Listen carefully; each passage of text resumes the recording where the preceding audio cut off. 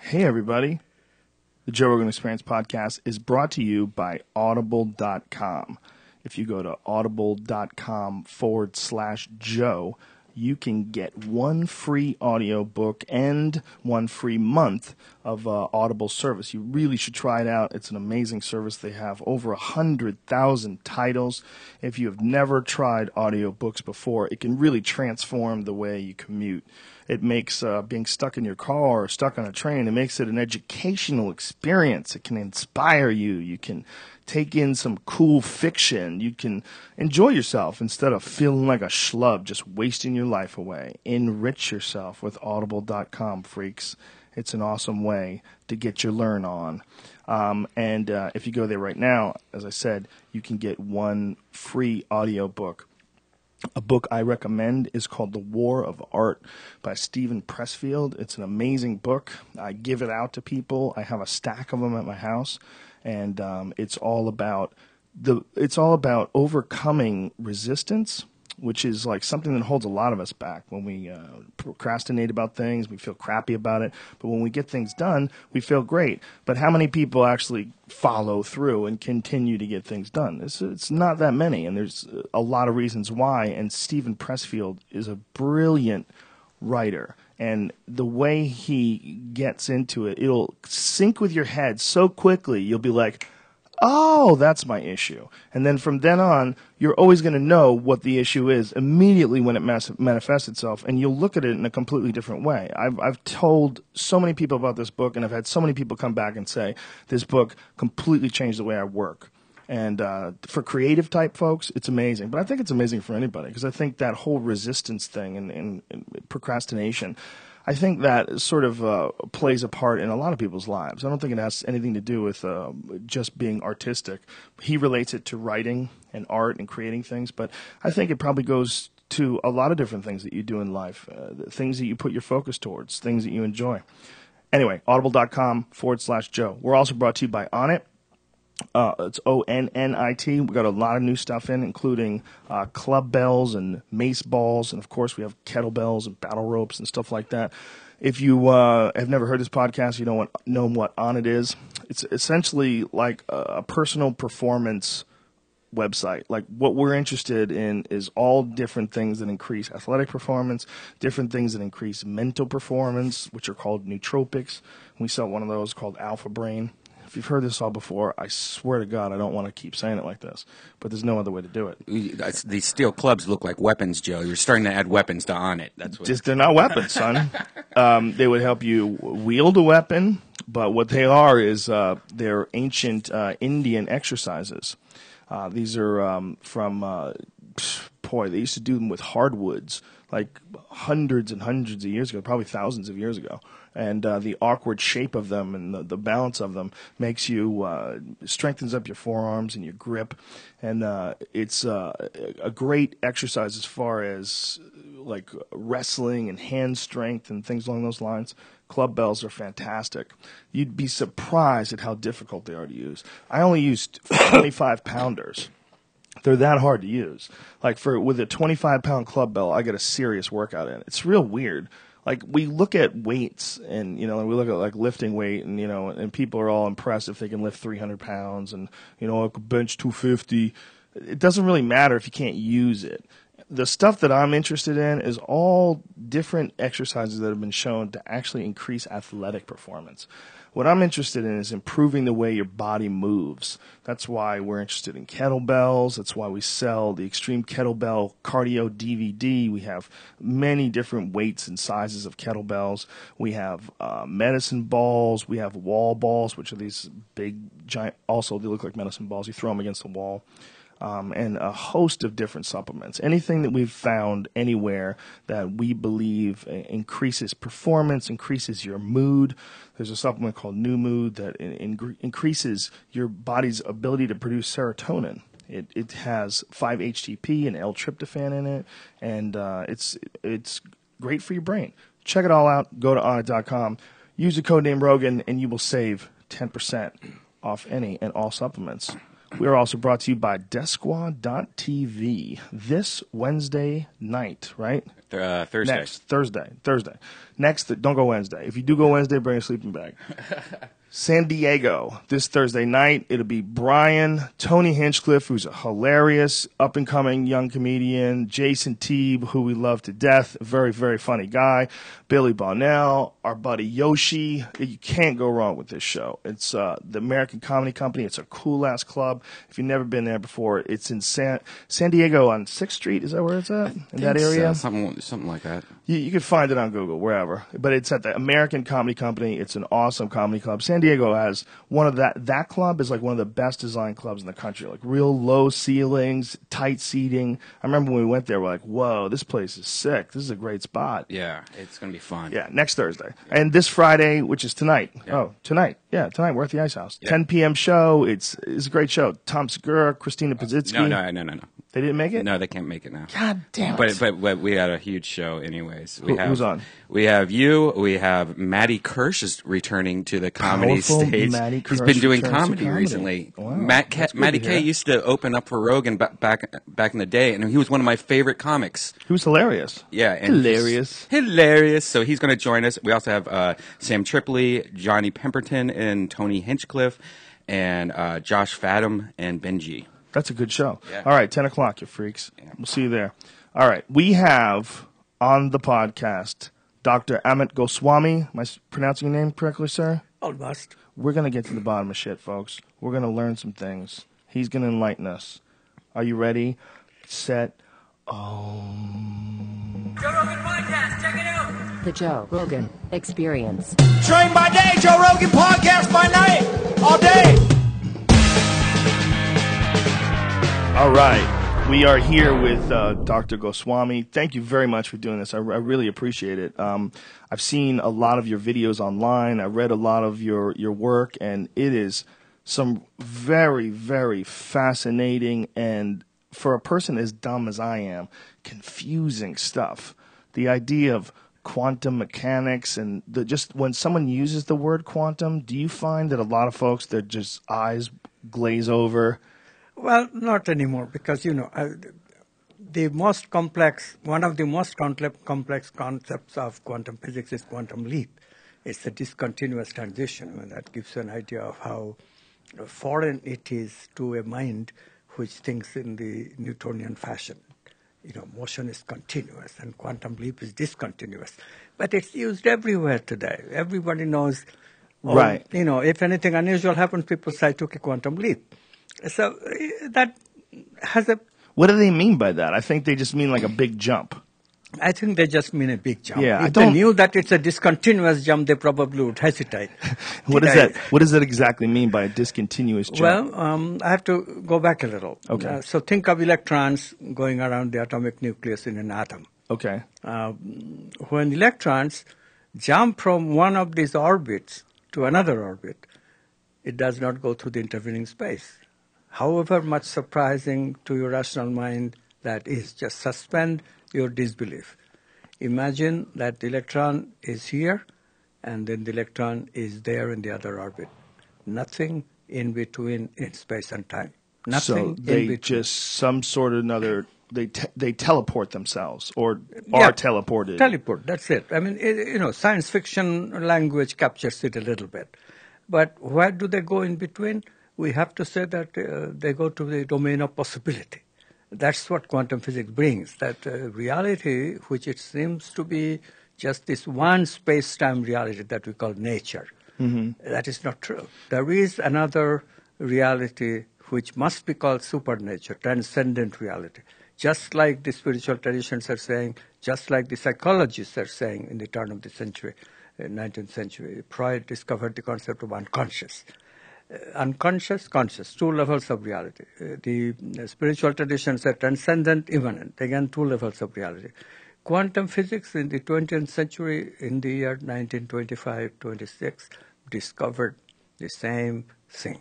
3 times the charm. This time we better observe the idea and learn to live with it. There are 2 levels of our reality. Quantum physics says one level is level of possibility, where everything is possibility. Nothing concrete, no thing, no thingness. And then this level of reality where we, of course, live, where we find things manifest, where things look like they're particles, objects, concrete, solid, liquid, gases, all these are concrete objects. We have become used to them as concrete objects. But they begin as possibilities in a transcendent domain. So to break it down for the layperson, essentially the lowest form or the smallest form of the universe that we can measure, when we get to subatomic particles, when we can look at subatomic particles, they defy the laws of physics. They exist in the same space at the same time in two different places. They can be both moving and still, and they can teleport themselves. But So- you made it a little more complex than it actually is. It's less complex than It's that? less complex than that. Wow. Because we have to realize these objects can be shown to be at two places at the same time, but only in possibility. No, but that should simplify. You have to think about it. I can't. As I'm a trying. part- I just broke my brain. Of course, because the word possibility is not familiar to you. This is why we did, a couple of hours to Right, dance yeah. around these ideas, Yes. because, they're a little bit strange. What is possibility? But we know what possibility is. Right. Possibilities are things that glimpse at us, but nothing that we can put our finger to it, that Right. it is this. So our Like it may knowledge... become fact, but right now it's just an idea. Right now, it's just an idea. So it begins with our reality begins with these possibilities. Possibility of an electron being anywhere in the room. Our knowledge is limited. We only know that it's possible to find the electron here, there, at the ceiling, maybe right here where I am. But we don't know where it actually will be if I try to see it, try to measure it, try to observe it. And that's the second domain. Second domain is domain of manifestation. When an observer tries to measure where the electron is, the observer will find it at a definite place as a particle. That's the manifest reality. So something that is a wave of possibility, having the capacity of being everywhere, with our measurement becomes a concrete object that we can say, well, it's a thing. There it is, at a definite place. So only by measuring it, it Only becomes by a concrete observing it, measuring it, only by... That's a very hard thing to understand. It is very hard thing to understand. So, Especially, but isn't if you're measuring it and that's when it becomes a concrete object, isn't it just assuming it wasn't a concrete object before you measured it, Well- and that it's always a concrete object? that's the thing. But you hadn't measured it before? That's the thing. Today, we have a new era of physics in which we can propose something which we cannot actually see. But the consequence, no, listen to this. I Joe. am, please. But the consequences of it can be seen. So our theories are so good that what we visualize as theory, the consequences of it is predicted so very well that we got to believe this theory. There's no choice, because the consequences are predicted like 1 part in 100 million to that kind of accuracy. Mm-hmm. So this is a kind of theory that just boggles your mind. We've never had the capacity of predicting something this accurately. So when the picture says that, well, they start as possibility and then they become actuality, we have no option but to accept it. Although I agree with you, it sounds strange. I mean, anytime you're talking about supernature, most people would say, oh, you are in ooh land. But you are not in ooh land. We are in quantum reality. Well, That's quantum reality is ooh land. It's just also real. it is also real. The thing that people need to, I've had a really hard time digesting any of this stuff, but the thing that people need to look at first, I think, is the idea of superposition. The idea that, what you were saying, the idea that they have measured things both moving and still at the same time, and they have shown that things can leap from one place to another. So our real reality, as far as science, as far as like accepted pretty much universally, right? There's no debate in the scientific community about the movement of subatomic particles, right? Movement of subatomic particles involving discontinuity. There is no debate. So that becomes tables. That becomes Dr. Goswami. Yes. That becomes the laptop. That is a real trippy thing to try to wrap your head around. Real trippy thing. That when you go, the smaller you go, the more it becomes magic. It becomes something that doesn't exist in our rational world. It's even more intriguing than that. Let me claim the full claim of quantum physics. It's not only saying that the smaller you go, but the plot thickens when you realize that the reality at the macro scale is made of the small things. So, of course, the effect is visible, much more easily measured for the small things. But when the small things make big things, as you said, microphones and you and me, our body that is, they're all quantum objects. So we also, when nobody is observing us, including ourselves, like when we sleep, deep sleep, nobody is observing me. Where am I? I am only a possibility. The only reason I can find myself in the same bed every night when I wake up, the only reason for that is that because I'm a macro object, my wave of possibility, although it expands a little, just as all waves must expand. You have seen water wave expanding. If you throw a pebble in a pond of water, the water waves will expand, right? Same thing happens with waves of possibility. We do tend to expand as soon as you go to sleep as a wave of possibility, but the waves are so sluggish for macro objects. For me to move substantial distance that somebody can discern it, it will take the age of the universe. So we don't discern it. It moves like 10 to the minus 16 centimeter. But today with laser beams, we can actually measure such small distances that these macro objects, even macro objects, move, while Newtonian physics would say, no, they're at rest. Whereas our common sense would say, no, they're not moving. But with laser beam, we can actually measure that between your looking and my looking, just split second, objects actually moves, which appear to be stationary to the normal eye. So we live in a very, very, very wonderfully creative world. Why creative? Because this movement also suggests something fantastic, that there are new possibilities. And if we could capture those new possibilities and make them manifest, that's the explanation of creativity. So what you're saying is that objects like this desk are not in fact still, but are slightly moving all the time. They're slightly moving all the time. And what is the number that they're moving? How far? It's very small.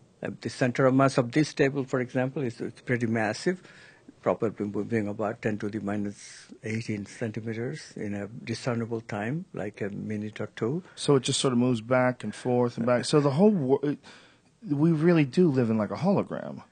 Well, hologram is not always a good metaphor, but it is for this case because, the objects can appear in more than one place in that sense.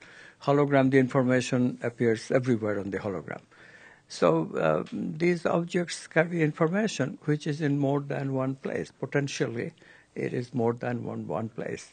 This is why we say that we have discovered a new world of potential from which our ordinary reality is created. So ordinary reality is not as fixed as we thought it was. If you allow the objects to go more and more in the quantum domain, in the realm of expansion into new possibility, where it has not expanded before, not so much with tables and chairs, mind you, but with our thoughts, with our feelings, then we can really get into creativity. So how would you do that? How do you go into the quantum domain with your creativity? Well, that's when then I have to talk to you about the creative process. If you look at the creative process, creativity researchers have found that there are 4 stages. The first stage, everybody knows, preparation. That just I read up, I talk with you, I get some knowledge from picking your brain, I listen to a teacher, I listen to audios, videos, internet, of course, and get some knowledge about the subject. And then creativity researchers find a very strange thing happens. The most creative people, they are not just doing preparation. They also sit quietly and do nothing. They really sit quietly and do nothing. They call it the period of incubation. like a bird sits on an egg doing nothing.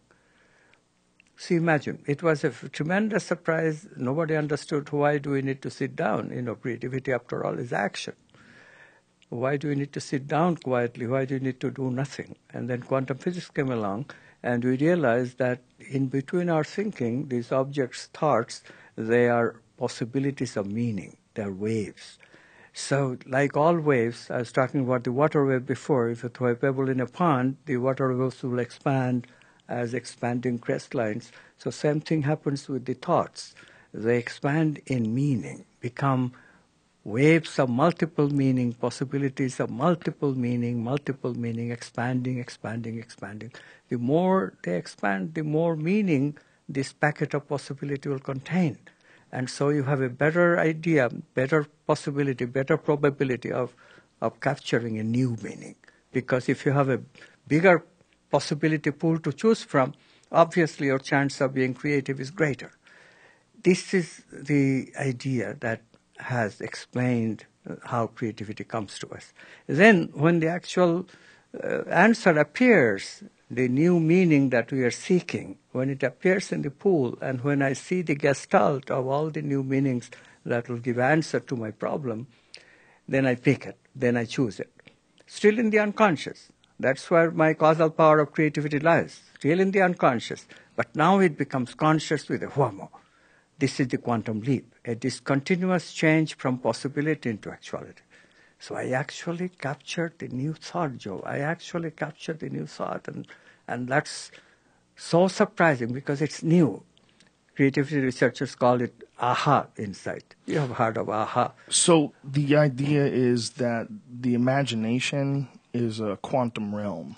Imagination takes us to the realm of possibility. If we can do it from conscious into the unconscious. Conscious imagination is still a stepping stone to the domain of possibility. But if we imagine consciously, that is like stoking the unconscious. That eventually gets into the unconscious. And this is where things have this capacity of propagating, expanding, wave-like, becoming bigger and bigger pools of possibility for consciousness to choose from.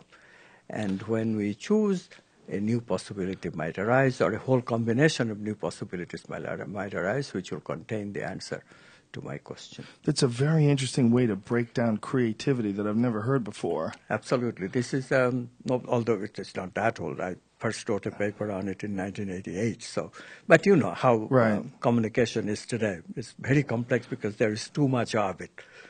But it is a fantastic theory that explains all the aspects of creativity theory, creativity experiments, creativity data. The other theories are just inadequate to explain the creative process. As I said, it's very mysterious. I call it the do process, because you need to do, but you also need to be doing nothing. To create. To create. The creation process has always been fascinating to me, and I've been saying this for a while, that I think we don't understand. We have the idea of the imagination, of what's in the mind, as being just, pretend, make believe, daydreaming, like that. Those things come to mind when we think of imagination, but everything physical that exists was created in the imagination. Like the imagination is a machine for creating cities.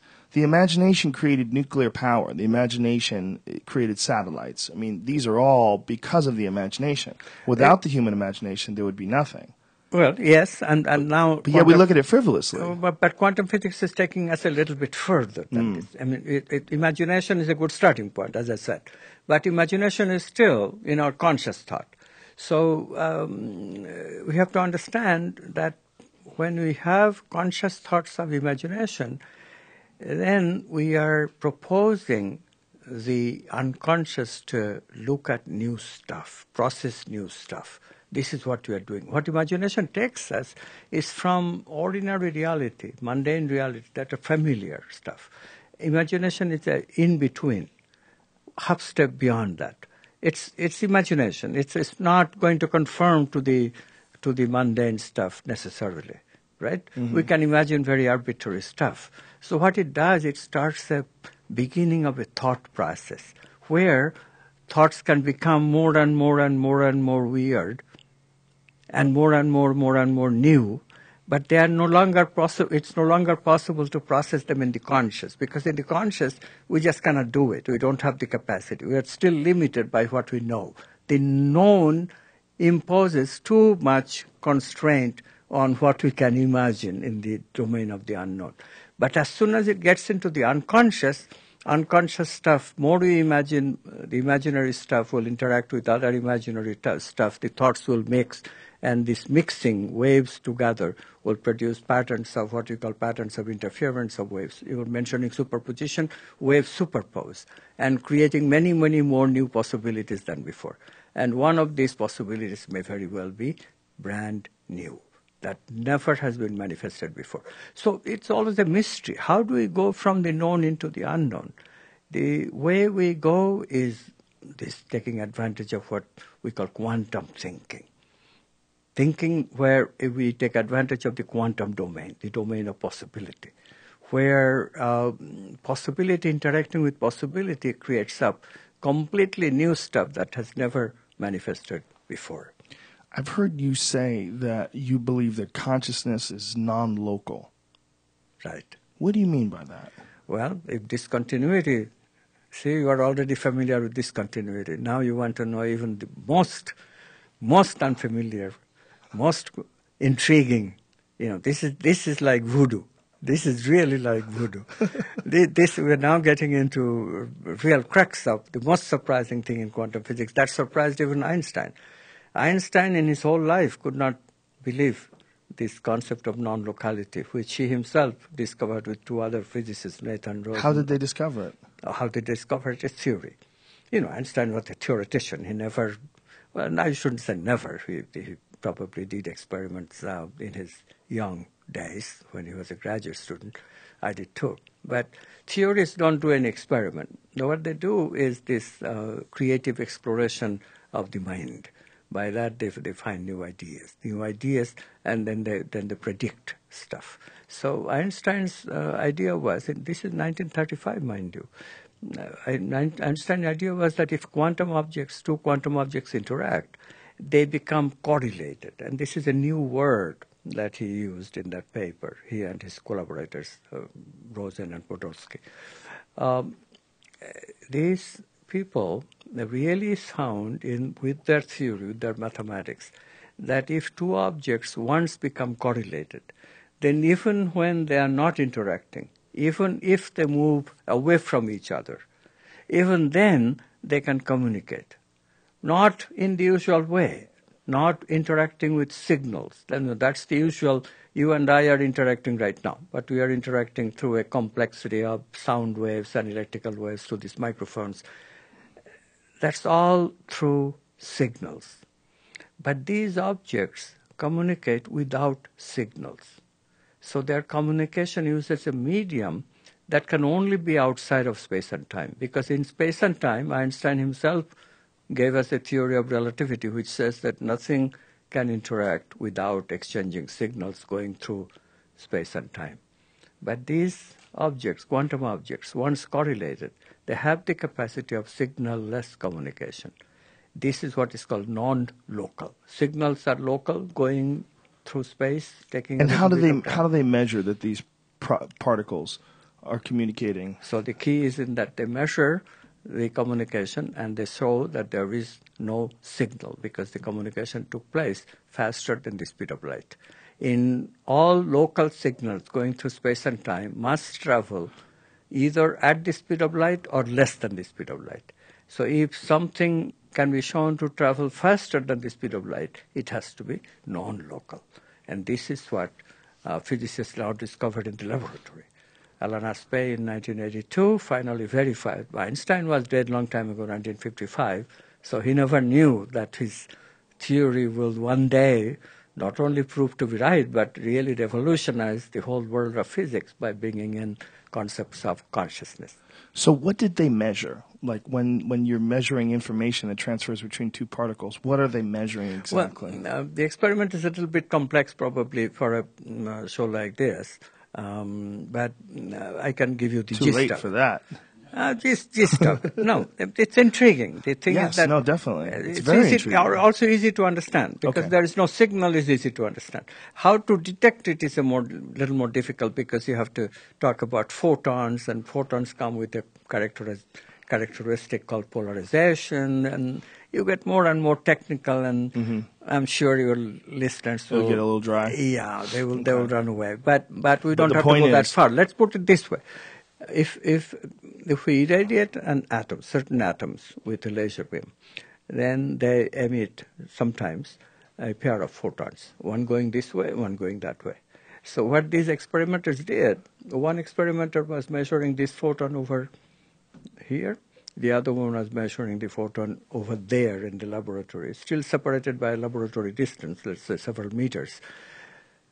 But the way the communication went, they could flip, this is where things get a little complicated, they could flip the polarization axis of one of the photons, and the other photon's polarization axis seemed to have flipped instantly. They could show this by the technology that we have now. Huh. So it was faster than the speed of light, and that shows that there's non-local communication. That shows there is non-local communication between these two photons. In case you're wondering what photons are, they are quanta of light, discrete bundles of light. Now, how does that correlate to non-local consciousness? How they correlate to non-local consciousness is the strangest thing that physics is bringing. The reason consciousness enters physics was clear even to Heisenberg. That was back in the 1920s. When Heisenberg discovered his theory, he himself said that, okay, what is happening when we measure a quantum object? Before measurement, we knew the object only vaguely. Possibly the object is here somewhere. That's all we knew. We could only talk about possibility and probability. But after we measure, it's a change in our knowledge about the object. We know where the object is exactly. We have measured it. So from vague knowledge to concrete knowledge, this is what a measurement is about. Now notice the word knowledge was used. What is knowledge? Now if you look at the word consciousness, it comes from two Latin words. Cum, which is con, with, and the rest of the word comes from the Latin word scire, S-C-I-R-E, scire, which means to know. So consciousness is the entity with which we know. So in this way, what is happening when we measure? A change in consciousness. So Heisenberg himself was thinking about that measurement process must involve consciousness. How to prove it? John von Neumann took the crucial step. He showed that to change an object, a material object, from possibility to actuality, that concreteness, you could not do this with a material interaction. No material interactions can ever change a possibility wave into a particle of actuality. Now think about it. If material interactions cannot do it, what is needed is some non-material interaction. Does that mean those molecules are conscious in some sort of way? Well, that means that consciousness, they're within consciousness. They must be. Otherwise, there would be duality. So they're not, we don't say that molecules are conscious, but we say molecules have to be within consciousness. Because if consciousness is the ground of being, and molecules, atoms, solid objects, macro objects, everything is within consciousness as waves of possibility, then we can think of this force that changes possibility into actuality as a conscious choice. Because what is a possibility wave but a packet of multifaceted potential? Lots of stuff can happen, right? Multifacets. And consciousness uses the particular facet that becomes concretized, that becomes actualized. So in this way, we have found not only the force that consciousness implies, that changes possibility into actuality, but we know the nature of that force. It consists of choice. Consciousness chooses. And so why is non-locality coming in? So how does consciousness choose in an experiment like ASPE? Here is a possibility of photon. Here is another possibility of photon. Consciousness must be choosing them simultaneously because otherwise there would be no non-local communication. So the local communication proves that there's some form of consciousness going on, but Non-local communication proves that there is some form of matrix that is involved with the communication, that is that permits faster than the speed of light communication, and therefore must be outside of space and time. so there's a connection that we can't measure. There is a connection that we can theorize about, and that connection has to be consciousness because it involves a change about knowledge. Do we think of consciousness the same way universally? Because what you're saying is an instantaneous distribution of information, whereas I think what a lot of people think of as consciousness is being sentient. Yeah, that too. But this is the original consciousness. This is the stuff. This is the base. This is the base. So this is the stuff. This is why we connect it to spiritual tradition so much. You must have heard that the new science is connecting science and spirituality. Well, Now, once it gets down to the voodoo, they almost have to. You know, when you get down to those quantum particles, you go, okay, what else you got? What else you we got? got God over here, man. Exactly right. Want to sit down? Exactly right. So like in Buddhism, there is this koan, the surprising lines that you hear, and that sort of jolts you. What is your face before you were born? You see the possibility, actuality, that parallel? What is your face? What is the face of an electron before it is born? Or what is the sound of one hand clapping? Right. One hand clapping, right? Very poignant sentences. What do they mean? Well, they mean quantum physics. What's the sound of one hand clapping? Possibility. The sound of one hand clapping is no sound. No sound, possibility. Only possibility of sound. Something is there, because if it hits something, there will be sound, right? If it hits the other hand... So if it makes contact with something else in the realm. Right. Now, I still don't understand how that relates to human consciousness being non-local instead of contained inside the brain. So I'm coming to that. Okay. So then, this is the consciousness as the ground of being. When it chooses, we get actuality. So when you force the polarity of one to change, the other one chooses to stay with it. Stay with it. And that's a concrete measurement. Measurement, right? Okay. So possibility became measured, concrete. We are saying that the medium that chooses is the medium called consciousness. That was in the unconscious state at that time. But now, when the measurement actually has taken place, there has to be two observers with brains in those locations, because consciousness just does not measure arbitrarily. Right, but the idea of it changing, it has to be conscious to change? It can't be just a reaction? There is consciousness and there is these observers. What I'm saying is, not only we need the concept of non-local consciousness connecting the objects, connecting the observers, but we also need to get the concept that at the same time there is non-local consciousness, non-material consciousness choosing. At the same time, there must also be the observer, because without the observer we never see anything.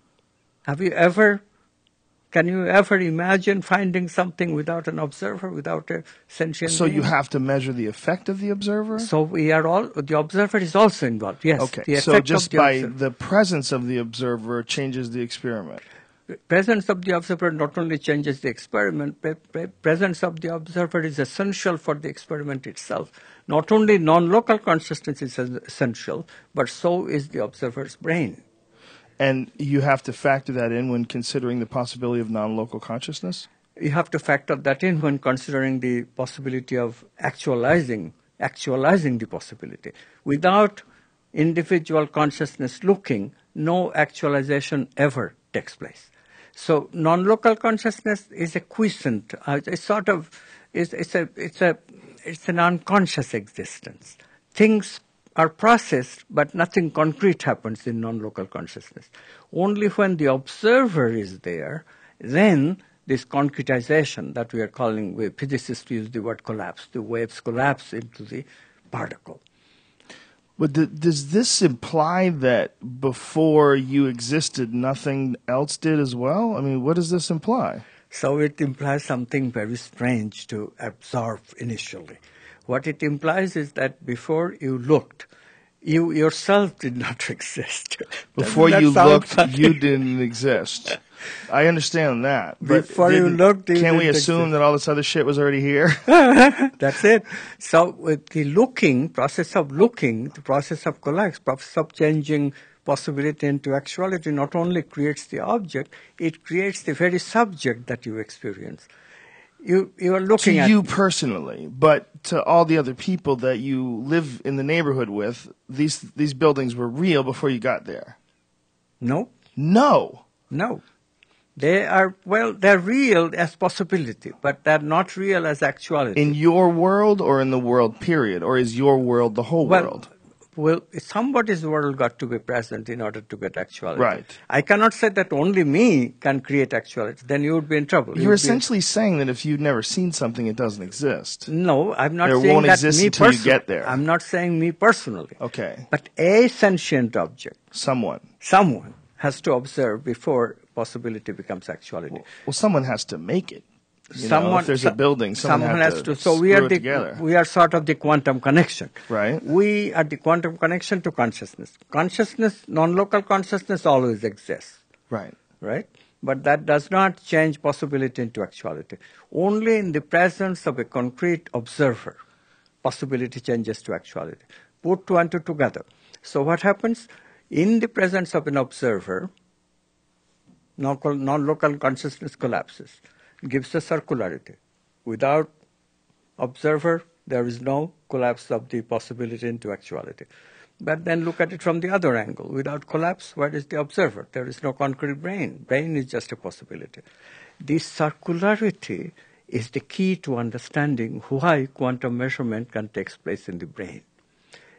This circularity, this circular kind of logic, this circular logic is what manifests reality from possibility. All these devices, like the human brain or a living cell of an amoeba even, simplest of creatures, all these very mysterious entities that we have theorized about but could not explain their basic characteristic like life, sentience. Now we can understand how they occur. They occur through quantum measurement involving this circular logic. Doug Hofstadter, who is an artificial intelligence researcher, wrote a marvelous book in 1980 called Gödel, Escher, Bach. In this book, he talked about these circular logical systems as tangled hierarchies. So, as surprising as it sounds to you, Joe, and I'll just throw at you, brain has a tangled hierarchy within it. This is its specialty. And because it has that, it is capable of experiencing consciousness as being the subject. It captures the subject of consciousness.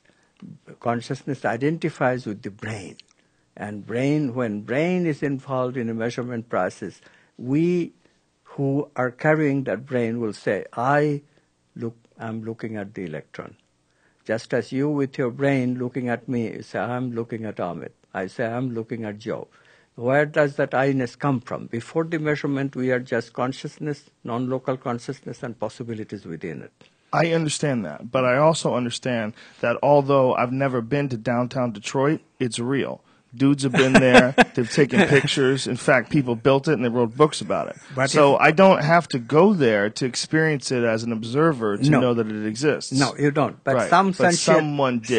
Someone has to. Someone had to. If everybody in Detroit all of a sudden just falls asleep, including all sentient creatures, then there would be no concrete Detroit. That does not mean that when Detroit comes to life again, comes to our consciousness again as objects, it will become a different Detroit. No, changes don't occur that fast. Remember, the waves of possibility are very sluggish for macroscopic objects. Mm-hmm. So Detroit roughly will appear at the same place, with the same colors, the same houses, the same streets and all that. Mm-hmm. Except that mistake occurs in thinking that is always there. It's not there. I still am not understanding how the human consciousness could be measured or proven to be non-local when the brain, what we believe is the center of all this activity that we equate to consciousness, This is a very if perceptive it's question. affected, if it's shut off, Yep. if it's damaged, we Yep. know that it affects consciousness Yes. profoundly. So what is the basis for believing that this consciousness is non-local? How do you prove it? Yes. This is still theory, is what you're saying. Right. Well, That, no, okay, I'm just asking. But what? Let's analyze what we are really saying. So I, as a brain, make a representation of that consciousness that we are calling non-local. So you build a picture of what it is. Same for everybody. Okay. It's like, think of it as the, you have seen an archipelago, right? The islands stand out over the ocean, but underneath all the islands are connected. So think of us as connected by this overarching non-local consciousness. But then we are also individual brains, right? Each of us are making a representation of the consciousness that we call our subjecthood. I am a subject to you, the object, but I am an object to you, the subject. So we both have that reciprocity. How do we know that we are non-locally connected? So a neurophysiologist at the University of Mexico experimentally verified this. How do we know? Well, let's meditate together, he said, with the idea that we will be communicating without signals, directly, without signals. So we meditate for 20 minutes, then we are sent over to what is called Faraday cages. Faraday cages are cages, chambers, which are electromagnetically impervious. No electromagnetic wave can go through the walls of this Faraday cage. So you and I are sitting in individual Faraday cages. What that means is that we cannot communicate with any kind of electromagnetic signals. So you can't send a message, text message. You cannot send a message. You cannot send an electromagnetic message. Nothing can get in. Nothing can get in. But we are still meditating with the idea that somehow we'll communicate directly without signals. And now both of our brains are connected to individual EEG machines, electroencephalogram, measure brain waves. And one of the subjects is shown a series of light flashes.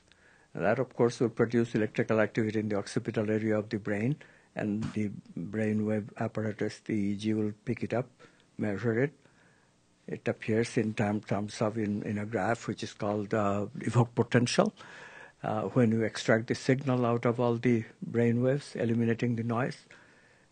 So far, no surprise.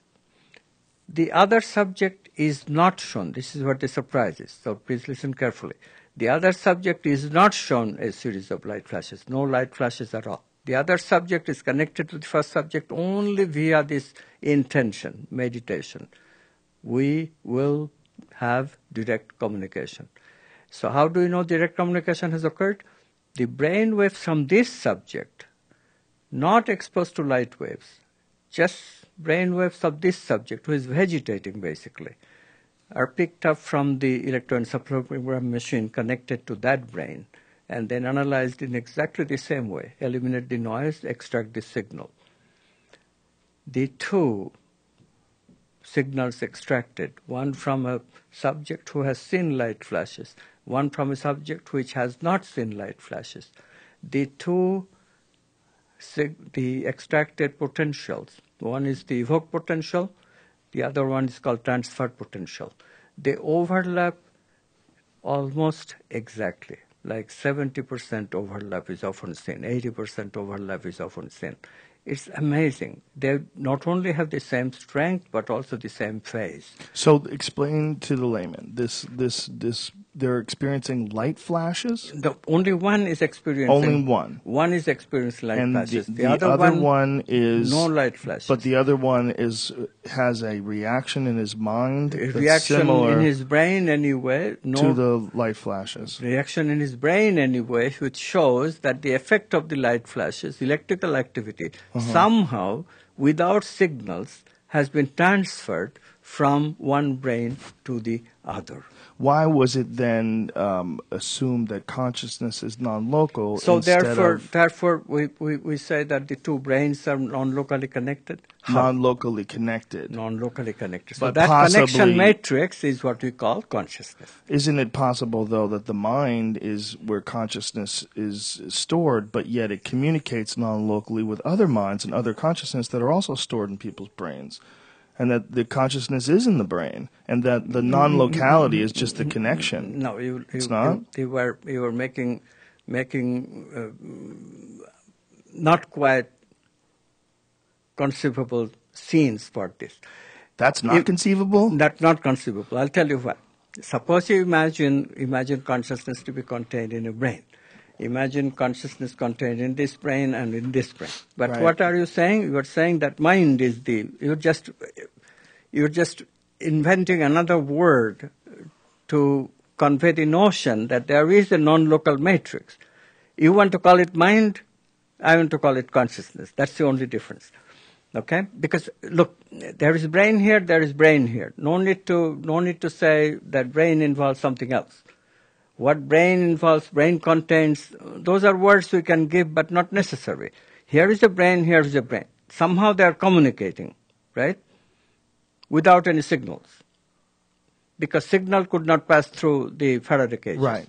I So understand. without any signal, this brain and this brain are communicating. Communicating by, like what? Communicating with a transfer of actual electrical potential that is measurable by physical experiment. So nothing like mental telepathy. Physical transfer of something. Physical transfer of energy without Physical any, transfer of a reaction. well, not to energy. something. Physical transfer of information. Let's put Yes. that. Not energy. No energy actually goes from one brain to the other. But the brains change in such a way. There is obviously synchrony in the way this brain changed. But this brain changed because light flashes fall on that brain. This brain changing not because of light flashes, but because this brain is associated with this meditative awareness. If that's the case, then wouldn't it do you justice to get as far away from a city as possible? Because aren't you constantly communicating with all the minds in your city? And if they're all in a good headspace, that's great. But if not, aren't you experiencing the crazy light flashes of a million neighbors? The possibilities are there. Oh. The saving, no, but But how far away can you get then? Well, Do you let feel me- that at the top of the mountains? Might help you out though, right? Might be positive to have that much brain action around you. Yeah, especially if they're smart and nice. But one does not need to be so much scared. I mean, it's true that some of that may very well be true. In the emotional domain, I actually believe that it is somewhat true. But actually, I believe it's true. I believe it's you could feel it. look, at the football stadium, we see this, right? Yeah. I mean, one guy becomes angry and how that anger spreads. Right. Does it spread only locally? Most of the people have not even seen the anger where it took place, where Right. it began. So there could very well be a non-local component in that kind of thing. Yeah, a hive mind that you experience in concerts as well. You know, when you watch a concert and everyone has their hand up in the air with a lighter and they're all singing along to Journey, right? Yeah, They're locked in there, man. it affects us in a very positive way. Yes. And so, but how does that not happen in a regular way? Because we would go crazy. The reason Right. is the saving grace is the need for correlation. Unless you and I have some sort of intention that connects us, we will not be privileged to communicate through this non-local consciousness. I see what you're saying. So, unless we have some sort of context to put it into in our own lives, it doesn't affect us as information. Quantum physics even gives it more exactly. It uses the word correlation. We need to be correlated, like that in the experiment that I just described, which, by the way, was performed first by a neurophysiologist named Jacobo Greenberg at the University of Mexico. But that kind of thing, his experiment depended crucially on this conscious meditative intention. But people can get correlated simpler than that. Like in a football stadium, people are getting correlated just by simply the identification with the team. That can correlate people. On the internet, we never see people, but we are correlated because we are some cause that brings us together. Yeah. So there are many ways to get correlated. And then if people, once they become correlated, certain things, I believe that it's easier to transfer emotions than actual thoughts. In the thought realm, we don't correlate very well because thoughts are rational, and rationality takes us away from this non-local consciousness. But when we are emotional, then this non-local consciousness can correlate us and the effects can travel much better. This is why one person's bad mood can get another person into bad mood, or one person's happiness can be communicated to another person's happiness. Happiness is most certainly infectious. Well, It's one of the reasons why comedy clubs work. Laughter, laughter Yeah. becomes infectious when everyone around you is laughing as well. Yes, they have a laughing meditation today. It's taking off like wildfire in some places. Laughing meditation. Laughing meditation. I went to India recently, Bangalore, and they have parks, where people gather together every morning, like at 6:30, and they will have this laughing meditation. It's wonderful thing to watch, and you watch for a while, you yourself will start laughing. That's funny. Do you just tickle each other, or what's the? No, without tickling. This is the thing. Well, part of it, of course, is local communication. No denying it. But jokes and then just the wave. Why don't of they laughter? just start laughing? You just start laughing, and you're supposed to laugh. So everybody just. But you could not maintain that kind of saying for very long. If anything, the mouth muscles will get tired and so forth. But here, because of that non-local correlation, which comes into play after a while, you can see more than what you would expect, just imitating other people to laugh. Wow.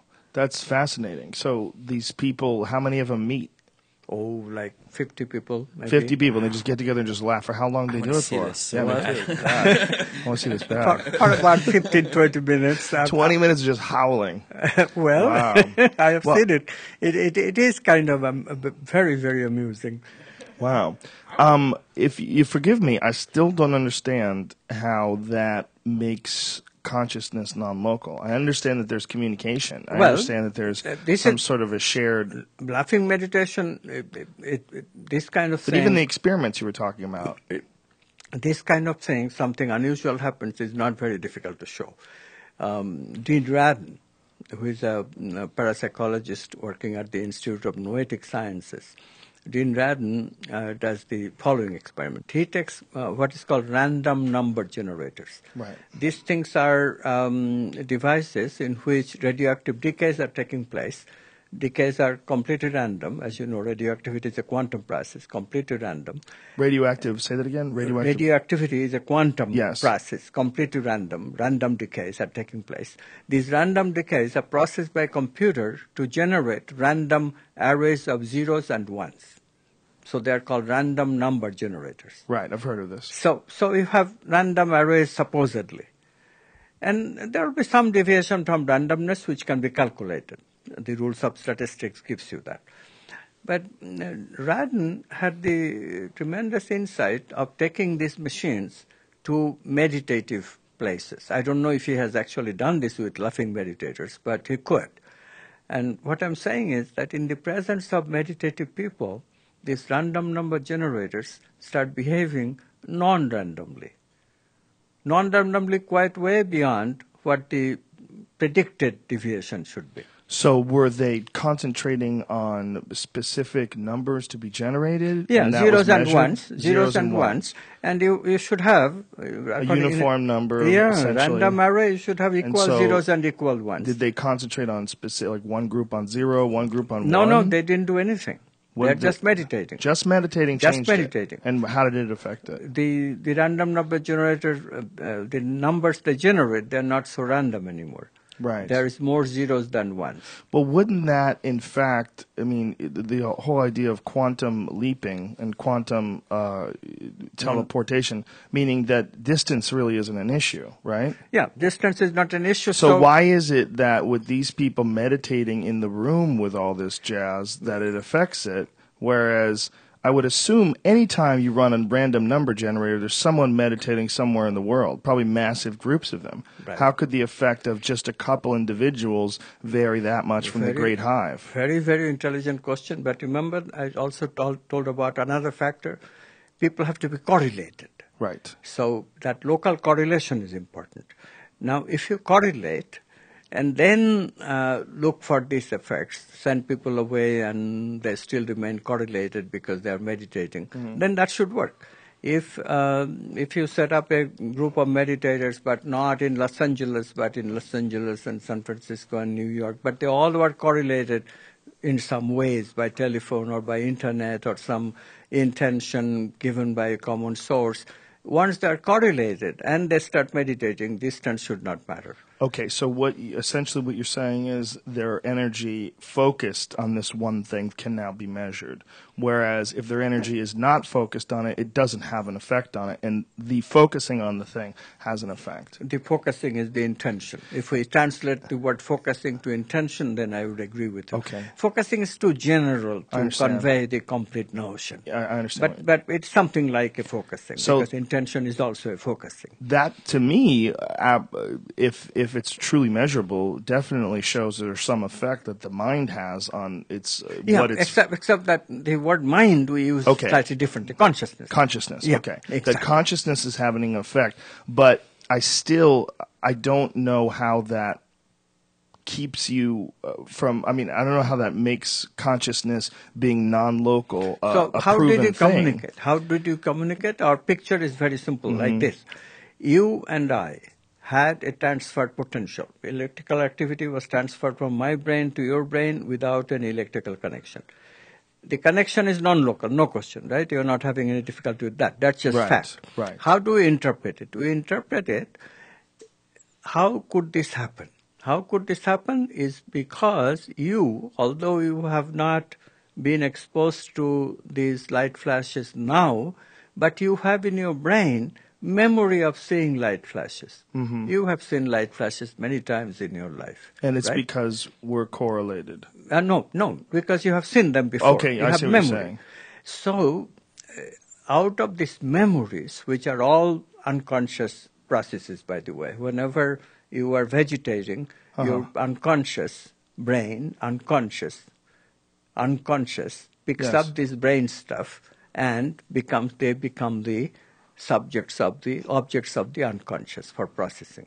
So unconscious always has these memories to process.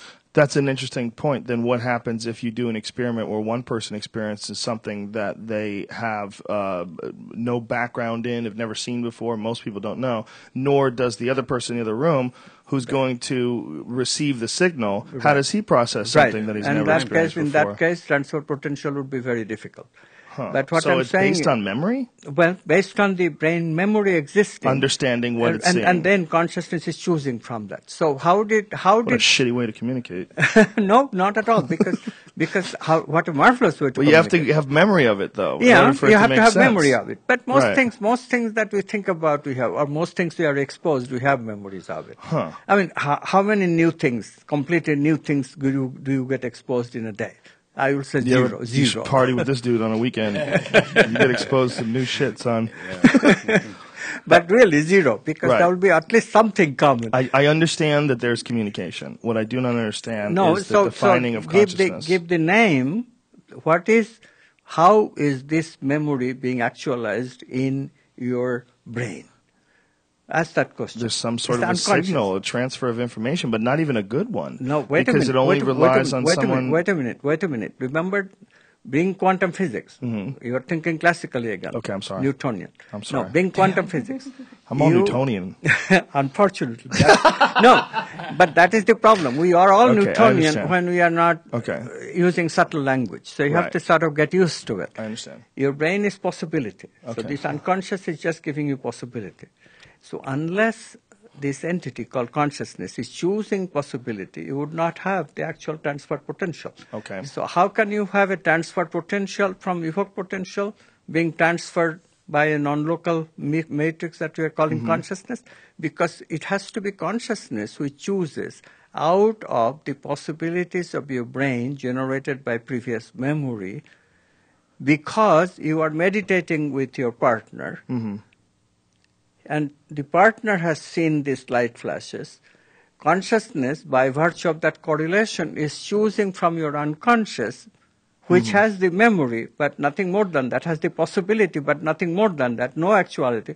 But consciousness is choosing the actuality because you are meditating to receive that. Sir, I'm going to have to disagree with you. And this is why. I understand what you're saying. I completely do. But I don't think it necessarily means that that consciousness is non-local. Make an alternative model. It doesn't have to be an alternative model. Just the idea of communication, and only through information being passed forth. What you're measuring is so like imprecise. These signals. No. You're saying 70%, right? No. Nothing imprecise. Okay, there's some sort of a signal being transferred between one person and another, right? 70% is huge. I'll tell you. Okay. When you don't meditate, Right. the potential of the other person who is vegetating is practically zero, nothing. So there's no transfer whatsoever if no one's meditating. Whatsoever. Okay. If you don't meditate, they never found any transfer potential. Right. But whenever you meditate, all of a sudden there is this electric potential, which is like 70%, 80%, 60% of the direct evil potential. There is something here. So there's something being transferred. And something it's being transferred right. without any signal. I That's the question. totally appreciate that. So the matrix between the two people, I'm just giving it a name. That matrix we call consciousness. Right. Because what is happening in the two people? Consciousness is, remember, the vehicle to know with. So what is happening is that something is being transferred which has no basis for the transfer. Transfer takes energy. That is our usual experience. Here is transfer taking place without any energy transfer, without any signal transfer. Why? I totally understand Why? that. Because the possibility of that is already there in the other brain, and consciousness is choosing the possibility and making it actual. How is that any different than distributing information? How is it any different than one person has an experience and relays that experience through information to the other person with completely local signals? Yeah, through something, With through local some sort of a signals. connection. Yeah, local signals. But not like sound signals or being able to communicate. I mean, in the meditative state, exchanging information. If it is not local signals, then it is consciousness only. Now you're getting it. You're just objecting to language. But does the person who is sitting in the other room, who's receiving these signals, do they have a memory of this? Is there a cognitive impact? There is the definite signal that I'm detecting for this brain. Is the person aware of it who detects it? No, besides there is no the cognition. scientist? There is no cognition. No cognition in the other person, because the brain is so complex. Unless you focus on something, we have not yet been able to isolate a cognitive change in the person. See, that's where I'm having a hard time making the leap between what I understand to be a clear sense of some sort of a communication. But how does that mean that all consciousness is non-local? How does that not mean some new form of communication that is evolving inside the human body? Now you are using another language. I'm sorry, No. It's a new form. Exactly right. Am I Newtonian? Did I go Newtonian on you? No. If you don't go Newtonian, it is a new form of communication. Right, I understand. To consciousness. Yes. That's all I'm saying. But it's rudimentary right now. Look, I'm just giving it a name. Okay. You agree that there is something non-local, right? If you're telling me, you're telling me. I don't understand any of this. I agree that in your story, I don't want to say story. I mean, in your experiment that you explained to me. Yes, I agree. Slow down. Okay, sorry. You already agreed many times, actually, during this broadcast, that there is, without signals, a transfer of information or transfer of electric potential. Completely based on your story. I mean, completely based on the experimental data. My story is. I don't mean story. That's a bad word for it. I mean your information that you're presenting. The experimental data. 24 experiments in 24 laboratories in different parts of the world. What we call this matrix of transfer of signals is where our difference is. Yes, what I'm saying is that it is, if you look at to the rest of our theory, because it takes consciousness to collapse anything. Information. So we call this matrix consciousness. Okay. And in fact, the person who's receiving on the other end, even though consciousness is non-local, the other person isn't even conscious they're receiving it, if you want to look at it that way, or cognizant. That would not help very much for the experiment. Remember, people already have data, extensive data of telepathy.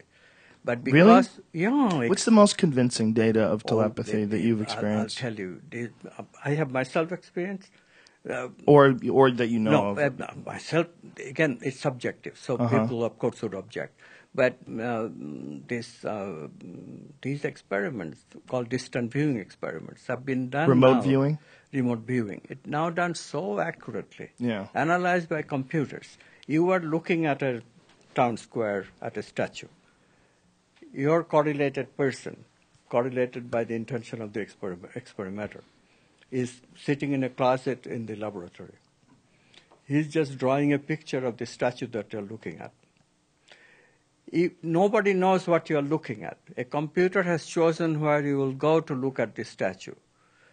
A computer, unbeknownst to everyone connected with the experiment, is analyzing the picture that your correlated friend, psychic, is drawing of what you're looking at. And then the computer is bringing the two together, the picture of the statue that you're actually looking at and the picture that the person has drawn. Computer does the matching, and computer says, hey, there is 90% match between these two. This could not be just a happenstance. This got to be a transfer of information, got to be an example of telepathic communication. What studies specifically have shown remote viewing to be that accurate? Is there anything that you could, just for the folks listening, this is Russell Targ and Harold Puthoff started this kind of experiment in 1970s. Yeah, Russell Targ is actually coming on the podcast. He's going to be on in April. Yeah, good. Yeah, he was one of the pioneers. So they started this in 1970s, 73, 74, if I remember it right. And he and Harold Puthoff, his partner, they did a lot of this in SRI, Stanford Research Institute. And what the new thing is that the analysis is done very objectively. It's no longer subject. But even then, materialists object to it because it's still the mind. Mm-hmm.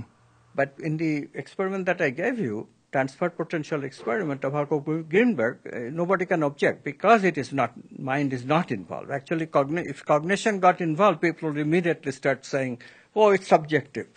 But here, the transfer actually is in the objective domain. A materially measurable electric potential here, a materially measurable electric potential there. In between, no local connection.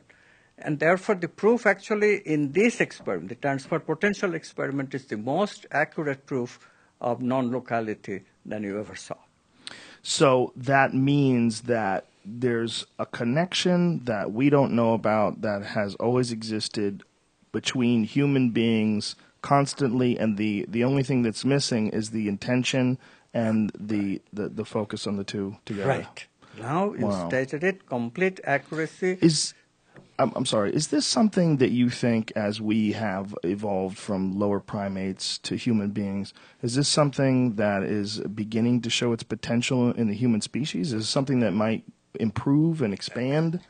If you believe other experimental data that people have been collecting since the early 50s or 60s, like, what is the name of that fellow? Baxter. I forget his first name. Clyde Baxter. Please, that make a I can memory? look it up for you. Clyde Baxter? Baxter. Baxter is the last name. That I know. He did some experiment with communication with plants. Communication with plants? Mm-hmm. So that was one of the earliest experiments. And there are others. So it's not just humans. Plants have that ability. Probably even amoeba has that ability, but at a very rudimentary. Yeah, his name is it's Cleve, C-L-E-V-E, okay. Baxter. Yeah. Cleve Baxter, okay. Baxter. What the hell kind of name is that? But great experiment. He was discredited much, but now we understand that no, there could really be something in his experiments. Yeah, that is absolutely fascinating. That there's a perception between animals, and he did it using a polygraph machine. Yeah, he used polygraph machine.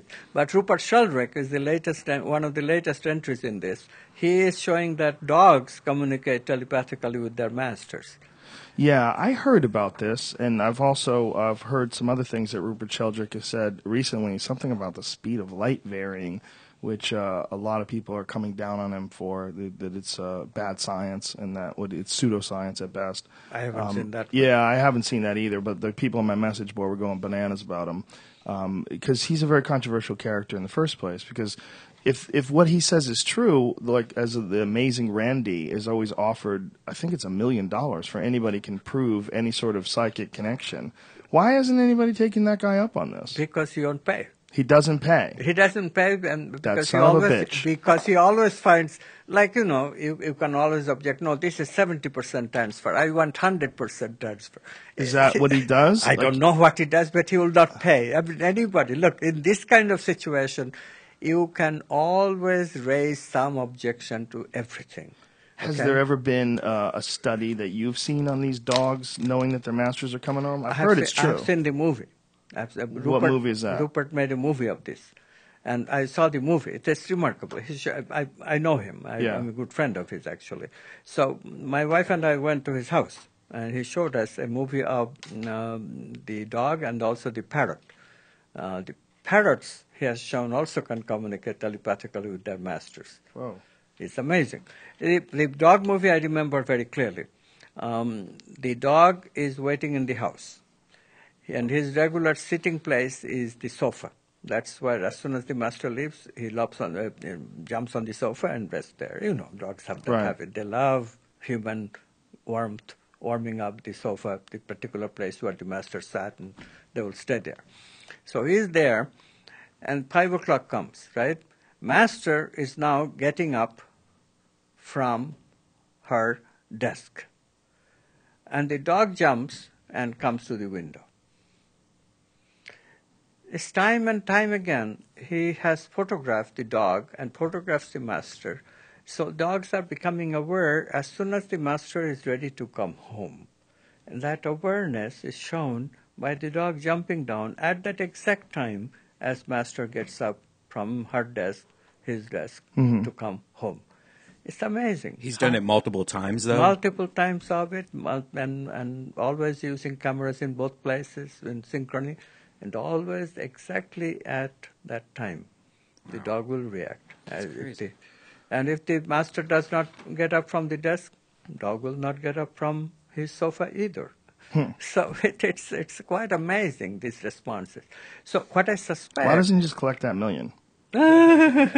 No. I feel like that's, if you got that, his concept is, it's called morphic resonance. Is that no, this is just telepathy. He would not bring morphic resonance for this one. Morphic resonance it's matrix for transforming people's learning. That's a slightly different thing. You learn something, it's stored in the morphic fields, morphogenetic fields, and then if I might be able to get these morphogenetic fields to communicate to me. Yeah, the concept I thought was kind of related because he deals in an interconnectivity sort of a way too with this. He believes that if animals like of a species have a certain sort of a database almost, and then if rats in St. Paul learn how to get through a maze, the same rats in Florida will be able to get through it quicker. Yeah, but this kind of thing has to be taken with a grain of salt. That does? Yeah. All the crazy shit we've talked about, that has to be taken with a grain of salt? Yeah, because the transfer is occurring to these fields, the morphogenetic fields. It may not transfer in exactly that form. It's what I'm saying is that originally what happened was people started this kind of thinking because an experiment seemed to have done. This is a real experiment. A real experiment was that in an island, some monkeys learn, a monkey mother, that's how it started. A monkey mother learned to wash her sweet potato before eating. And she found that the taste improves much, so she immediately taught it to her offspring. So the baby monkeys are also learning that. And then the entire island of monkeys learned to wash their sweet potatoes before eating. Okay. Somehow, this was the data. anthropological data. I've looked at the paper in the original journal. It's fine.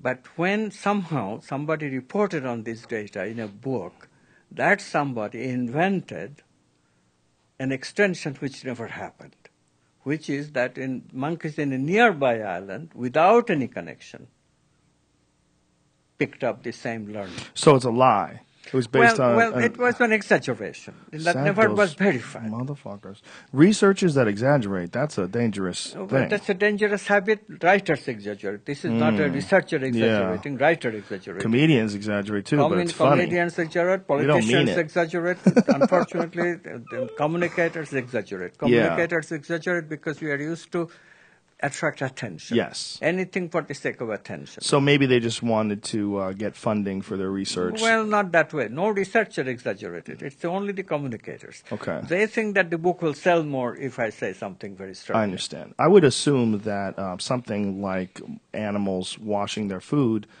if human beings, I mean, the word evolution is a very touchy subject amongst people when it comes to natural selection and the advancement of the species, but it's commonly acknowledged scientifically that we were once primitive organisms. That's all that was on the planet. If that is the case, the intelligent animals like chimpanzees or monkeys or whatever, I would assume that much like people slowly all over the world figured out how to make tools with rocks, that monkeys would slowly figure out new things as well. Cats and cat litter. Yeah. They invented it themselves? No, I'm just saying that cats are born just knowing how to use a cat litter box. It's in their... No, exactly. That's right, what but I was they going never to say. get smart enough to use the phone. Thank you for pointing that out. That's exactly. It seemed interesting because you were right and you were right. Mm-hmm. You were right because it is true that lots of things don't get transferred so easily. And it is also true that there are this case of instinct. Right. There was some transference of that kind of thing that universally everybody has picked up since then. What's your feeling on epigenetics, the idea? That epigenetics are related to these morphogenetic fields. So it is now very clear. Would you explain that to people? Yeah, sure. Belief was, ever since Darwin, and after some verifications of Darwin that came about, the belief has been that genes are the only way that any hereditary characteristics learning can be transferred to subsequent generations. That has been the belief, right? Now though, there are phenomena which show that something else may very well be involved. One of the striking phenomena is this phenomenon of morphogenesis, or cell differentiation. We all begin as, you and I both began as single-celled embryos, right? And then that single cell divides itself, making replica of itself. But it is still true that our toe cells and our brain cells behave very differently. Why? Because the proteins are very different, proteins that are made in those cells. How are proteins made? Proteins are made because of instructions written in the gene, called the genetic code. But the genes of all of our cells are the same.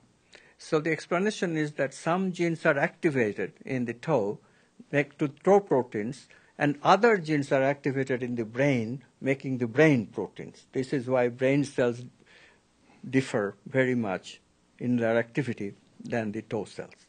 Okay, so far? Yes. All right. So then how does this cell differentiation take place?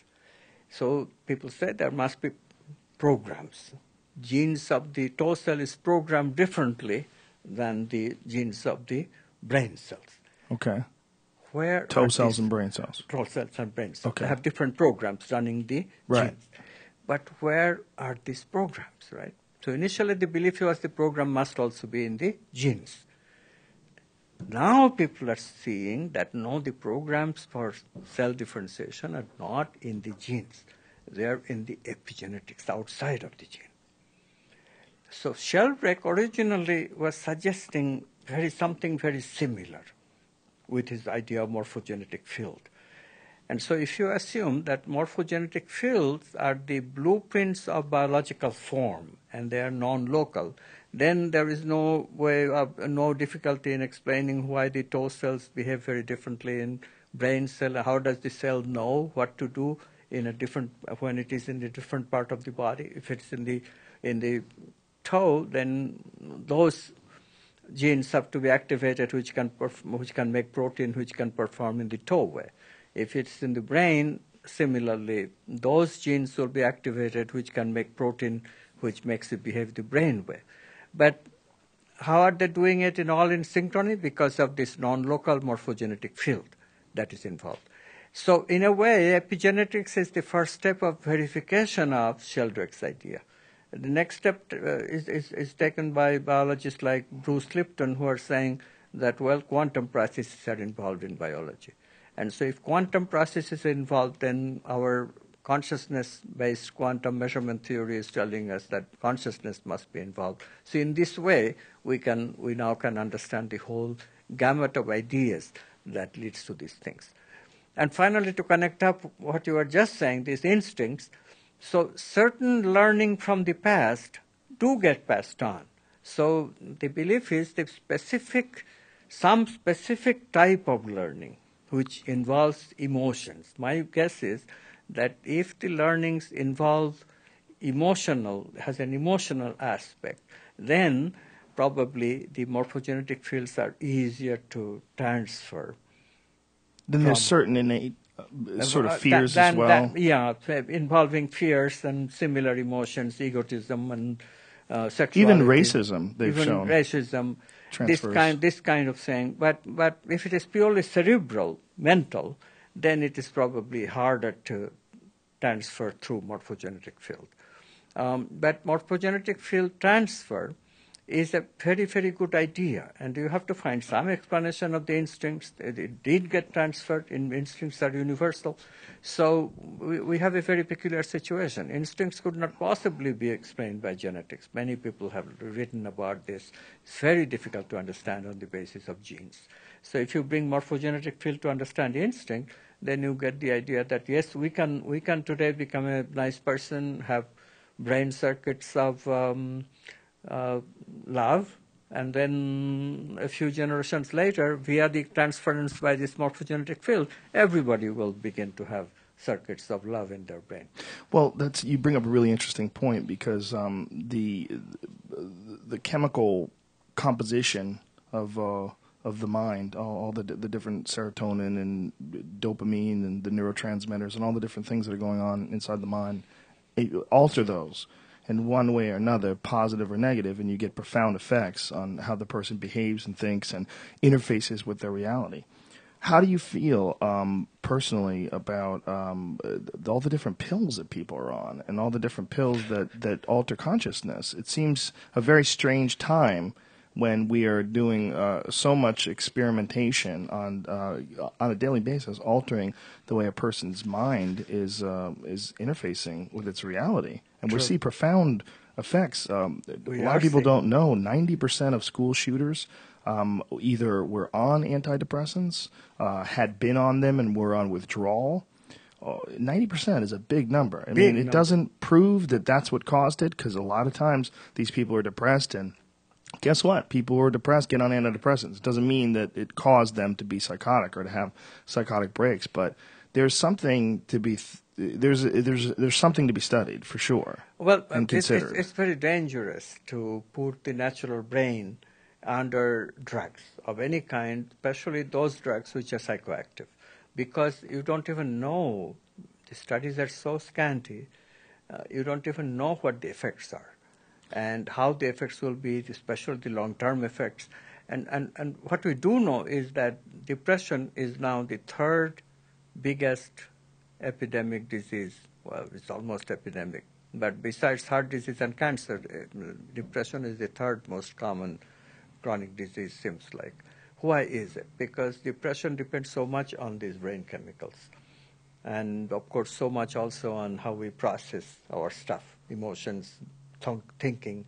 So something is basically going wrong in the new theory, where we talk in terms of chakras, because those are the places where they are very much involved with our emotions. The emotion that is involved in the highest place in our body, the neocortex, emotions that are involved with it specifically are what we call satisfaction.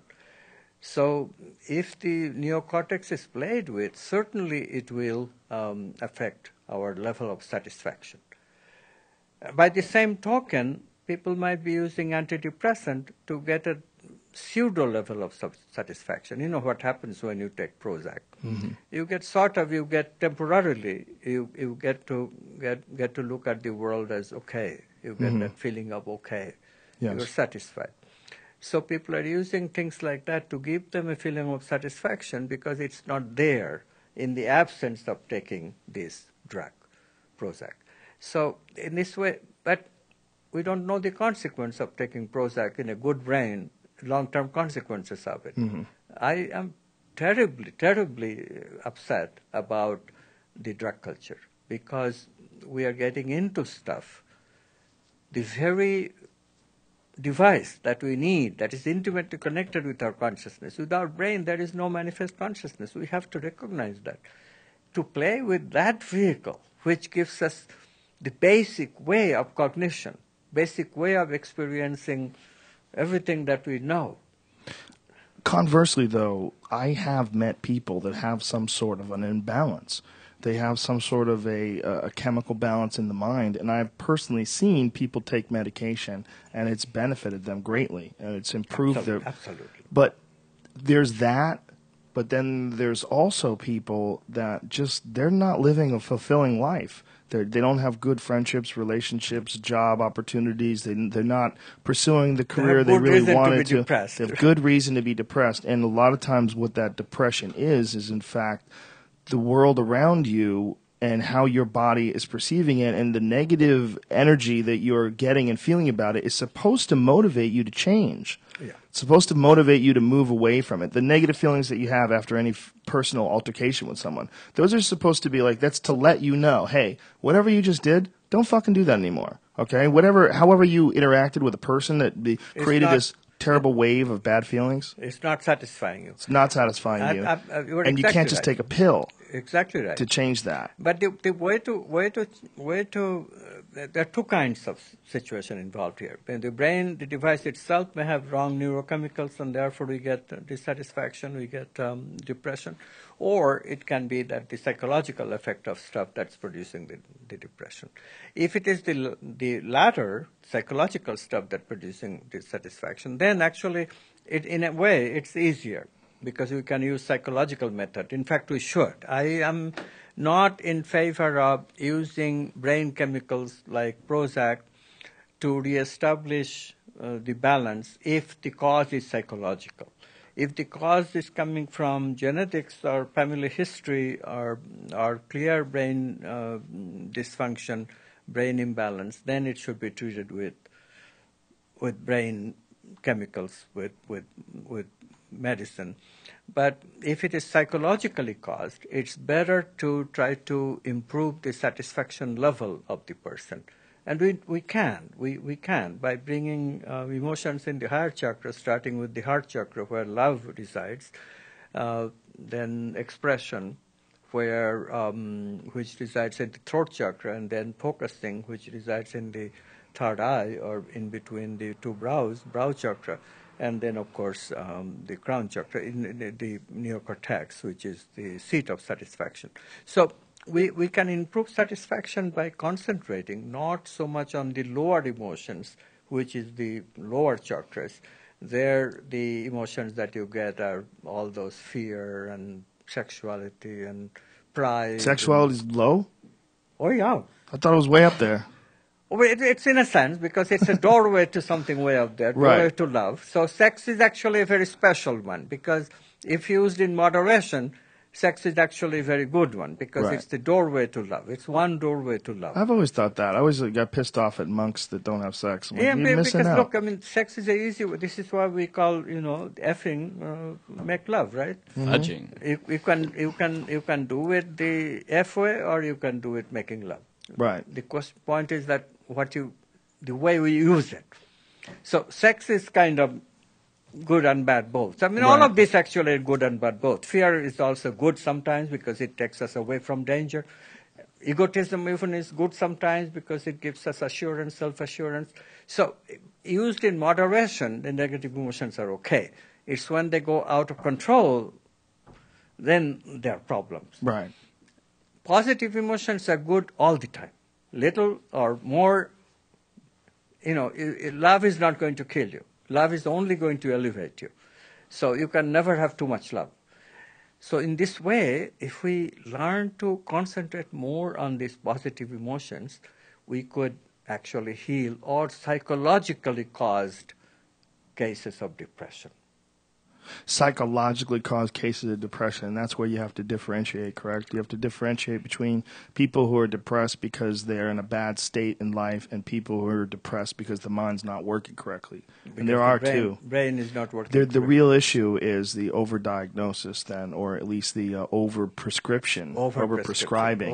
What psychiatrists tend to do, because it's easy to treat the brain chemical with a chemical. Yes. Psychologists try to get away with just using drugs because the effect will be quicker. Yeah.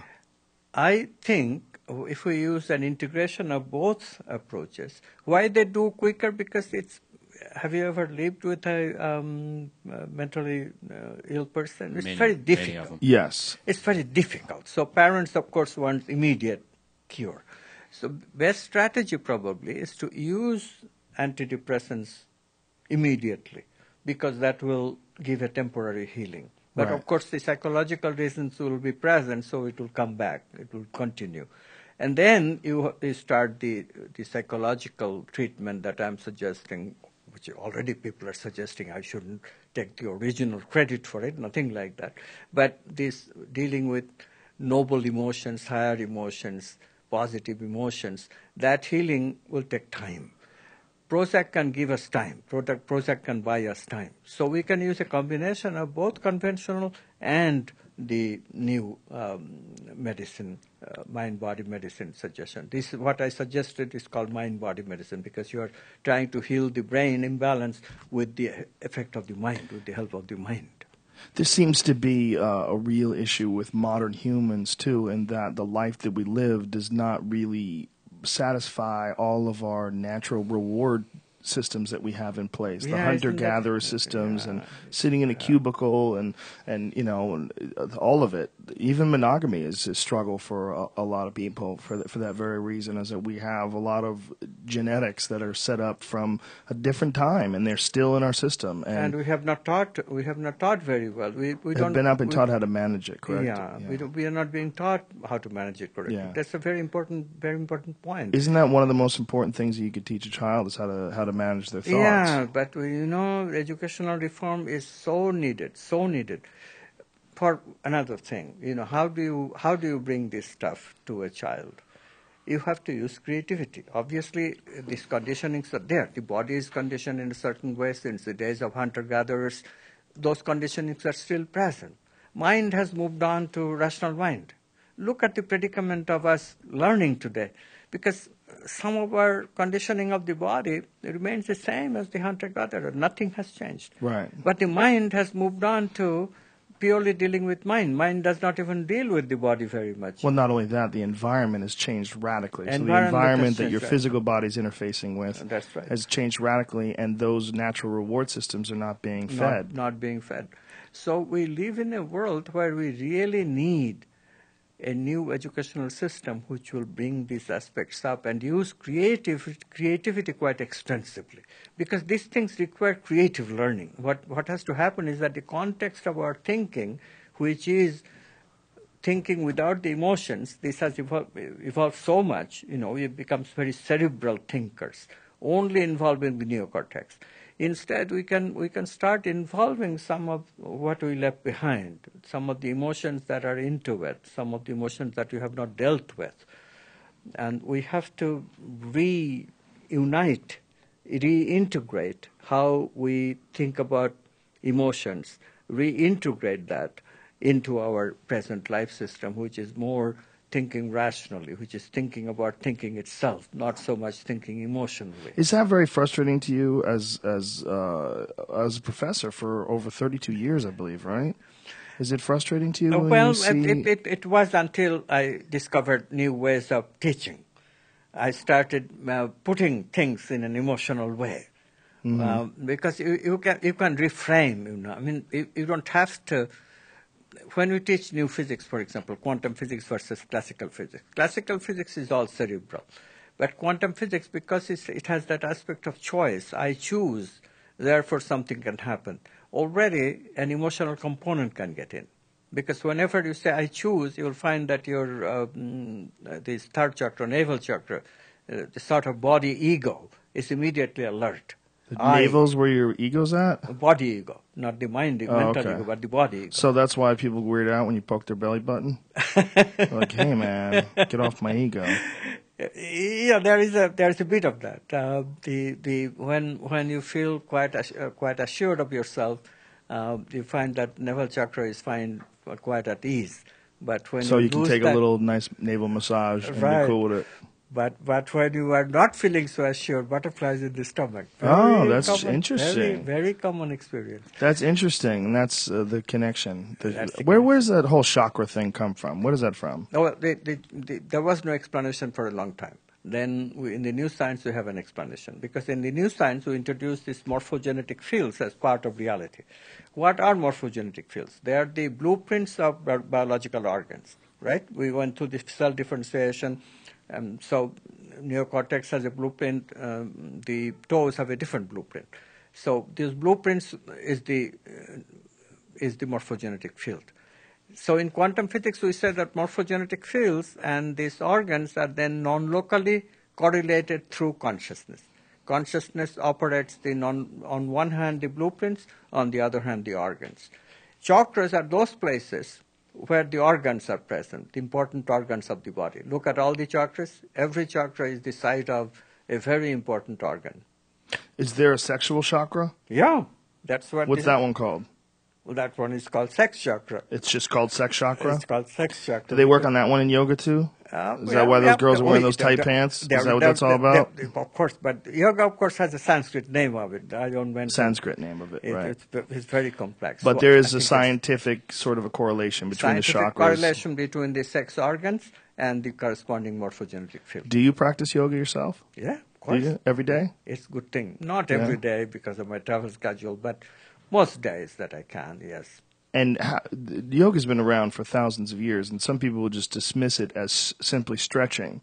But if you've never actually done it, and I try to tell people, just go to one of those Bikram's yoga classes. Just take one class or whatever's in your neighborhood. Just take one class and then talk. Because until you do, you really don't know what that feeling is like. That feeling after yoga is you're high.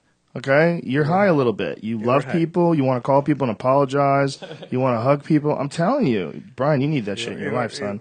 You were high, definitely. What happens? Yeah, you're high. What happens is that especially with pranayama, breathing exercises, the energy gets into the crown chakra, satisfaction, right?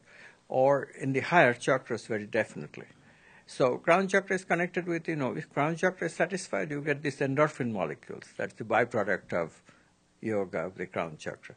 So endorphin molecules are wonderful. If that's the high, the high, actually. So it's very simple explanation why we get this high and why it should not be trivialized. There are many other ways to get high, but this is one of the best ways because at the same time, you are getting an exercise of the muscles and the joints. Yes, and you're stretching. And in stretching, like a lot of people don't think, you think of stretching as for athletic performance, but stretching is also for a tension release. It's an amazing tension release. And because that tension release now will, in the future, save you from very debilitating disease like arthritis. Yes, absolutely. So it's a preventive medicine in a way. And flexibility lost is very difficult to regain. Very difficult to But it's not that hard to maintain once you've attained it. Once you have attained it, and the key is never to completely discontinue it. Even if you can do once a week, it's better than not doing it at all. You know what the problem with yoga is, though? Fake yoga people. Do you know what I'm talking about? You do. People that are just claiming to be spiritual and showing up at yoga classes, but they're really annoying. Do you know those people? You do, right? But the point is, of course, that there will always be fake people. There's always going to be bumper stickers. Always going to be bumper stickers. So you cannot avoid it. The important thing is not to throw away the real thing because of the fake. It's very true. And in reality, it's a small percentage percentage of the yoga people that are fake. It's a tiny percentage. And Tiny percentage. And if you think about the general scammers in the population, there's always going to be issues with men and male ego and posturing, and there's always going to be, similar issues with women and women dealing with other women. But I've seen the fake yoga man and I've seen the fake yoga woman. I'll take the fake yoga woman every day. The fake yoga man is trying to get laid. The fake yoga woman is just trying to be pretend to be a little more spiritual and non-materialistic than she truly is. But the fake yoga man is just trying to get laid. He's annoying. Well, Again, maybe 1 out of 100, but that's enough, right? These things, however, I think that some people will get into the New Age movement with the idea of, finding relationship, which in a way, of course, is finding... I love how you just put that, because that's not what they're doing. They're trying to get some pussy. There's a big difference between find a relationship and just trying to get laid. Sometimes it tends to be just finding a one-night stand, which is, of course, your language is quite accurate, I must Well, I think they're trying to appear desirable. And one of the ways to appear desirable to women is to be spiritual. In stuff which is supposed to be spiritual. Yes, that's a tricky one. That is all true.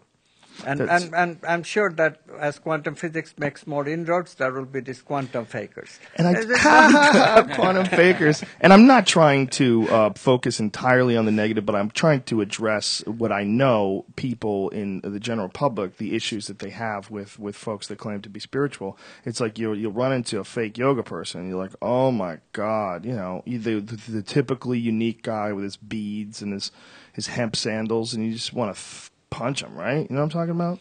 But you have to be patient. Looking at the other side. Now, I'll tell you a story. Okay. A thief. This is a typical Hinduism teaching story. Okay.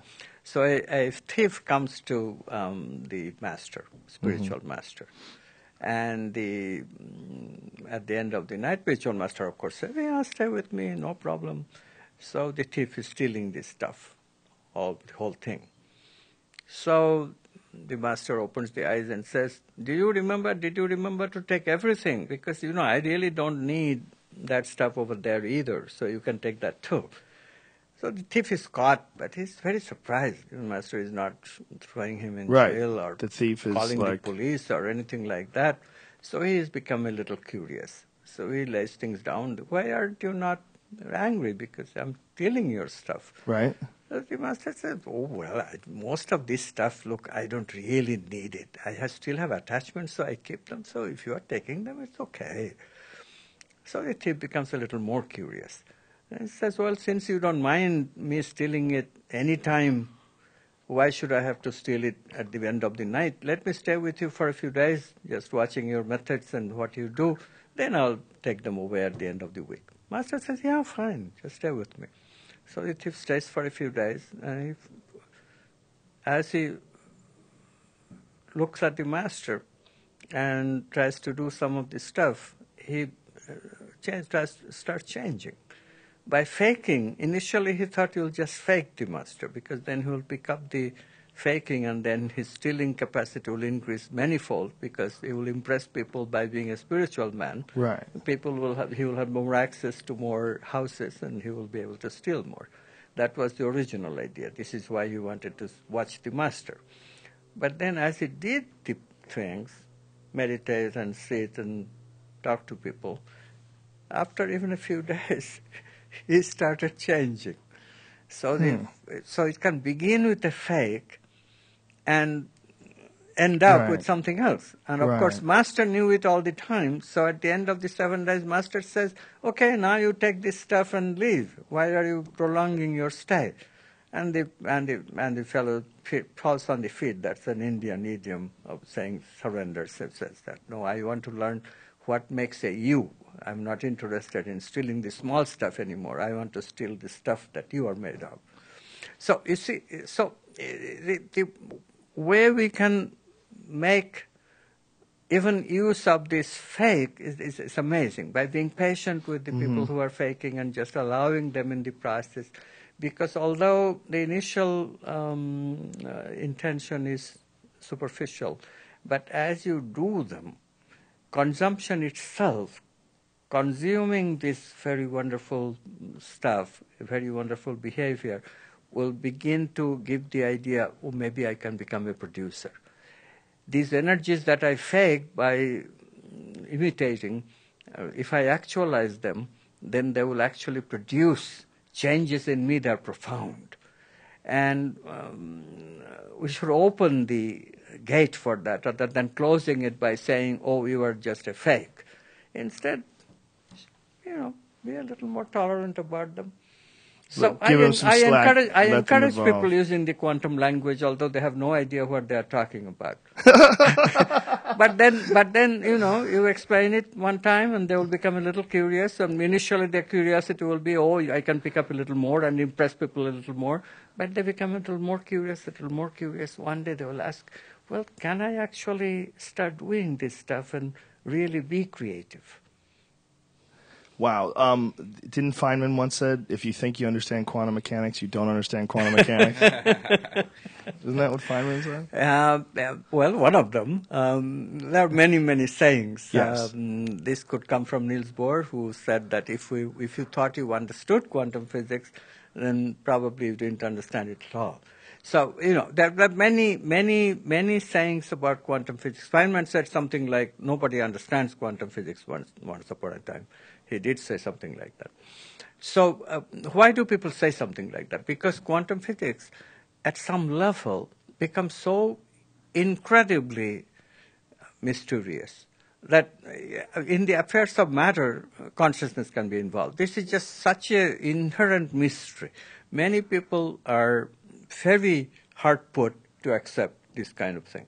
So they would rather have nobody understands quantum mechanics than accept that consciousness is needed to understand quantum mechanics. So these are the barriers of new thinking coming into the field of science. But you know what? Because experimentally we are verifying the idea of non-local consciousness. We are verifying the idea that there really is a non-local connection between people. The way we cognize knowledge, namely consciousness, is actually non-local. That verification will go a long way in changing the paradigm, changing the worldview. How did yoga get discovered? How did they figure out that these poses and stretches could open up your mind and change your consciousness? What is the history behind that? Well, the original, if you read Patanjali's Yoga Sutra, he just introduces Hatha Yoga as a way of finding a comfortable place to meditate. Originally, the idea was just to sit comfortably, and in order to sit comfortably in meditation for a long period of time, stretching helps. Mm-hmm. And then they discovered one very wonderful thing. As people meditated, the main job of meditation, they found, is to create gap between thoughts. You slow down your mental process. So once they discovered that the idea of slowing down the mental process helps enormously our creativity, our spirituality. Once they found that out, then they realized the next wonderful thing is that isn't yoga also a way of slowing down the body? Isn't pranayama a way of slowing down the breath and therefore all the organs? So the interest grew that yoga itself, hatha yoga itself, is not just stretching or just working on the joints. It's also a way to slow down the body and therefore the mind. So it's indirectly slowing down the mind, because if the body is slow, mind will also be slow. By focusing on the poses and your breath and your intent. And doing it all slowly. Not so much like Bikram yoga, because that's a fast yoga. Right. But in the original way that yoga was done, that's quite slow. The slow yoga is actually even better than the fast yoga. Not that the fast yoga loses everything of yoga. Fast yoga is also good. But the slow yoga is even better because it slows down the body, slows down the mind, slows down the vital energies, slows down our emotions. It gives you a lot of breath between your fast, go mind. And especially important for developing creativity, because creativity is enormously dependent on that unconscious processing, doing nothing, do and be. So if we do yoga regularly, we really don't even need meditation regularly. We can just do yoga and get the benefit on the mind from yoga alone. That goes a long way for our creativity. There's a lot of ancient texts that connect yoga with cannabis use, yoga with hashish use, and even eating cannabis. I'm not familiar with this You're one. not familiar with? Oh, look at you, you sly devil with that smile on your face. Someone's got a reputation to maintain. No, I don't really. No, not from that point of view. Do you have any experience at all in psychedelic I do, alkaloids, compounds? I do a little. I certainly Yeah? have tried. It's in this state. It's not against the law. Oh, you mean marijuana? Yes. You have taken Very mild marijuana. one. So, I was going to ask you about. no, it's not so mild. Oh, yeah, One you're telling time, me. one time, I got what is called sansanim or something very Sensimilia? Oh, look at you, old school devil. exactly. So a friend of mine comes from Washington with this very Oh, important those stuff, dudes in right? Washington don't play games. Exactly. Seattle's in the house. So we take this stuff with him, and we put it in cookies, right? Oh, yeah. And it doesn't take effect for 15 Hour and 20 minutes. 20 minutes. Nothing is happening. So we said, well, let's go to dinner. This is a classic story. It is indeed. So we go to dinner, and all of a sudden I'm just eating my first course. I'm looking at the lights of the city from a window, and it starts exploding. It's wonderful. So my wife, who was the third person on the table, she also starts feeling something, and she has to go to the bathroom. So she goes, and the way back from the bathroom, she passes out. Whoa. So Oh, no. I have to go. Lightweight. I have to go and claim that, okay, this is my woman, so my responsibility. I will take her. You home. gotta go claim her. Well, I had to. And then Whose I kid's said, in well, aisle 5? She didn't eat anything, so probably she got weak and therefore Right. passed out. Don't pay any attention to her. I'll take care of it. And this friend, people from Washington, you have to watch them. This friend doesn't know me, doesn't know her, just walks away completely innocently. Doesn't know any of It us. just left you guys there. Just left us guys there. Wow, what an asshole that guy is. No, Did he know? Eventually he caught up and apologized. Oh, eventually. Did he know that you guys had taken pot cookies? What was it, a cookie or a brownie? What was He it? was taking with us. Oh, so he was probably high. He thought you were all He going to was go to also jail, high, and he didn't but want to be a part of He didn't want that. to get caught up in that difficult situation. In the future, and for folks who have never heard me say this before, even though I've said it a million times, when you eat cannabis, it has a completely different psychoactive effect when you eat You're it. telling me. Yeah. It's when cannabis is processed by the liver, it produces something called 11-hydroxymetabolite, which is approximately 4 to 5 times more psychoactive than THC. So that's why it has that insane effect. It's not just insane, it's an alien effect that you don't get when you smoke pot. Eating it is a very, very different experience. And you could easily overdo it. And it looks like maybe your wife just got so high, she's like, I'm just going to pretend to be blacked out. And it's way less stressful than walking around. Well, she did say that she was taking it a little bit. She was! But the point is that she did have to lie down. I mean, the stuff Right. had an enormous effect. Mine too. I mean, Oh, I yeah. was clearly listen. under it. And then driving under it, this is why I don't really like the idea of legalizing marijuana in a sense, because driving with marijuana, at least the oral kind, is very, very difficult. I mean, I tell Really? you, that driving experience was the most difficult half hour in my entire life. I've never Wow. had that. It's impossible to gauge time, how time is going. Time goes slow, time goes fast. And this Did it is for the change? physicists, right? Did it change your ideas of the quantum world? Pot brownies are like Well, I did connect it to quantum the world, yeah. possibilities are impossible. Right. This was before the discoveries of quantum physics that I went through. But Oh, really? This is pre-quantum physics. this is my pre-quantum era. This Oh. is like early 80s. So in the early 80s, you were a standard nuclear theorist, right? I was struggling. struggling. I already came out of bed, but I had not discovered the new possibilities of quantum physics yet. Yeah, before you discovered all this stuff, you weren't really a happy guy, were you? No, I was a very unhappy guy. In fact, my change came only after I realized it. One day I was at a conference on nuclear physics, giving a paper, erudite paper, of course, nothing to do with everyday life, and I give this paper with gusto. Nobody appreciates it, at least so I thought. And I think that the other guys, although they are talking about equally esoteric nonsense, but they are much more appreciated by the audience and at the party, especially by the women, the fair sex. Oh, And women I like am them jealous. better. You got jealous. I'm jealous. I'm just jealous, and inadequate, and that way the whole party, the whole evening. At 1 o'clock, I get disgusted with myself because all my Tums are gone. These Tums? digestive pills. Right. The, Pills, yeah. Heartburn pills. You eat a lot of Tums? Well, in those days, Back yes. then. You were upset. I'm upset.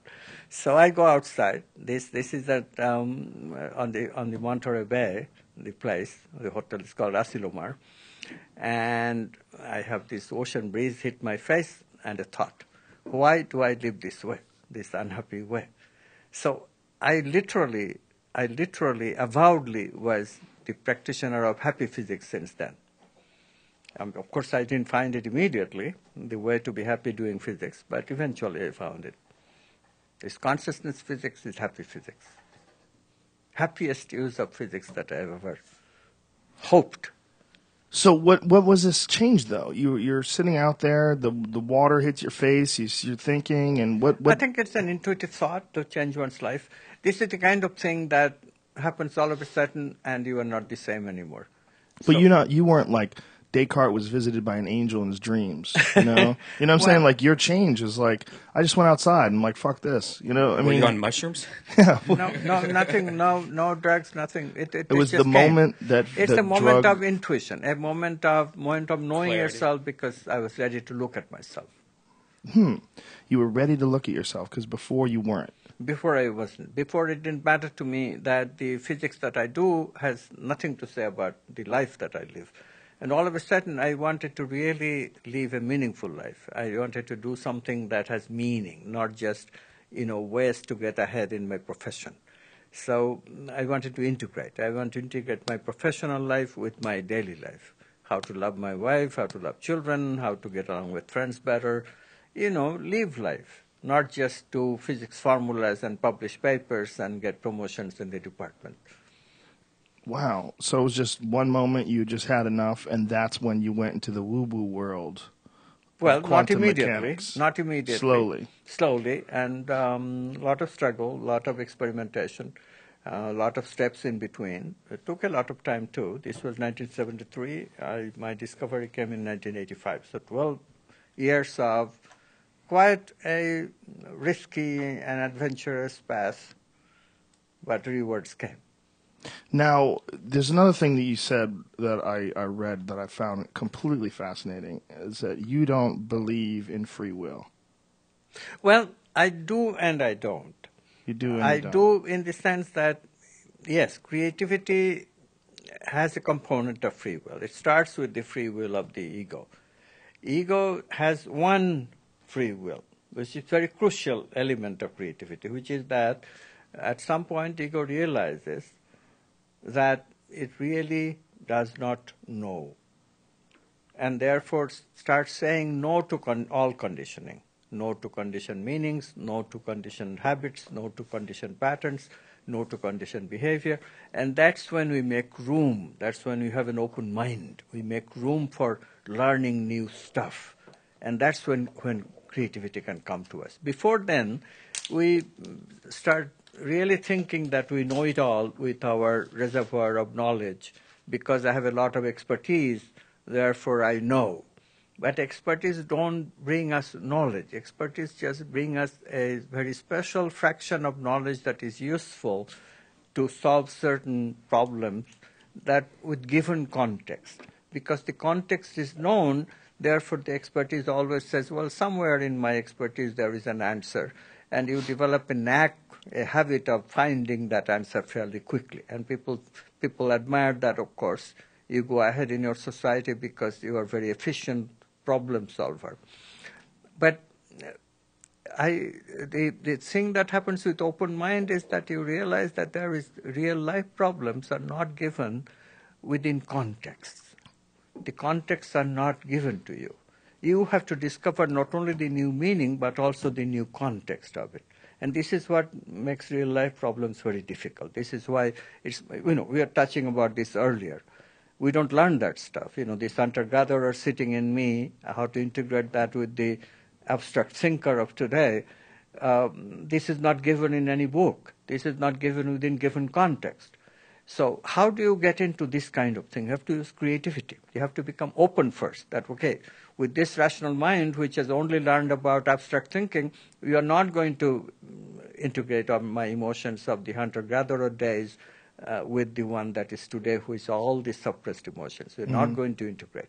We have to open up. We have to recognize our ignorance completely and invite creativity in our life. So that idea was the most important idea probably that eventually, changed me as a person. Wow. So the idea that, so in saying, I'm sorry, this is a hard way to wrap your head around it, but in saying that you have free will and you don't have free will at the same time. So this is the free will. This is the free will. But in other things, what is our free will? We have choices. What flavor of ice cream would you like? Well, left or right, good or bad, Left or right, cruel good or or bad, kind. but all on the basis of what you know already. Right. Well, basis of what you know and what you've learned, and what we admire is someone who's learned, exactly, and someone who evolves. Exactly. Right? So on the basis of the known, all the answers are conditioned among the conditioned spectrum of knowledge, and that's really not, it's a sort of freedom, but it's nothing to crow about. It's freedom. I mean, nobody would give up that freedom if a tyrant comes and says that no, you don't have the choice to choose the flavor of ice cream. Even you have to take only one flavor. Of course, all of us would object, and immediately we know we don't want that. We become rebellions, but it's at a different order of magnitude than what is needed to discover really new stuff. That freedom which takes us to the really new. And there, the ego's free will is not very helpful. We have to open up to what in spiritual tradition is called God's will. Is that God separate from us? No, it's also our will in some sense, but coming from a higher consciousness. That's the difference, coming from that non-local consciousness. So real freedom of choice is beyond ego's free will to that free will that enables me to choose a creative answer. Creativity. Whoa. Okay.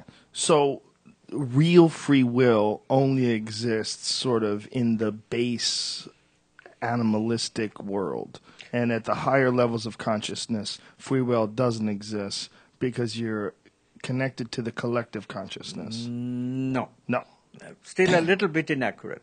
There is some accuracy in it. It does not exist necessarily also in the non-rational, in the emotional, non-rational experiences of the pre-rational era either.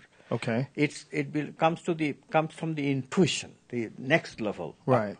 So it really is a higher function.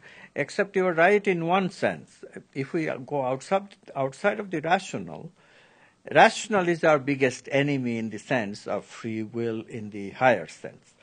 Rational is a bigger enemy of intuition than our emotions.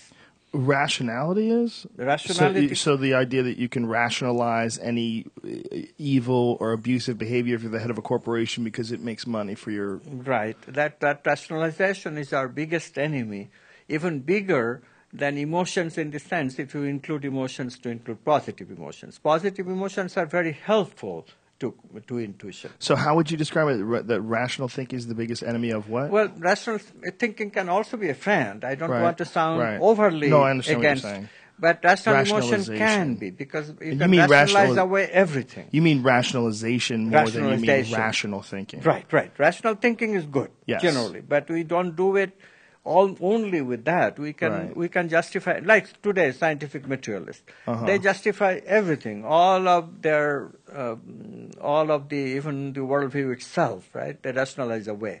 No, there could not be spirituality. No, there could not be God, because everything has to be made of matter. What else can it be? That's their argument. Basic argument just boils down to this: what else can it be? There is only this matter, space, time, matter, motion world. There's nothing else. If you start with an assumption like that, that's what closes you completely. That's not freedom anymore. You lose freedom because you are not able to suspend your belief system. If you suspend your belief system, many other experiences immediately find meaning. But this kind of rationality precludes emotions, precludes intuition. There's a problem with the definition. The word rational, like you're being irrational. You're not being have some rational thinking, and then rationalizing, which is a negative. Rationalizing. It's a very strange. But it's the same idea, taking it too far. When you say rationalize, what we are really saying is that you are using rational thinking to where it does not belong. Right. That's rationalizing. We rationalize away where intuition belongs. We rationalize away where emotions belong. So instead, the new science, what the new science does, it admits it's a science of experience, not just sensory experience that materialists agree with. The new science says that our emotions, our thinking, and our intuition, all three are valid ways of knowing, in addition to sensing. So we have four valid ways of knowing: physical, vital, mental, and supramental, the intuition. And when we employ all four ways of knowing, we go beyond the rational being.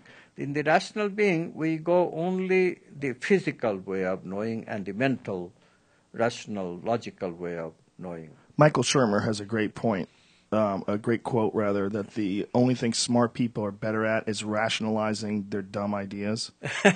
Which is that's a very funny thing when it comes to certain focuses, certain things that people do rationalize. Yeah.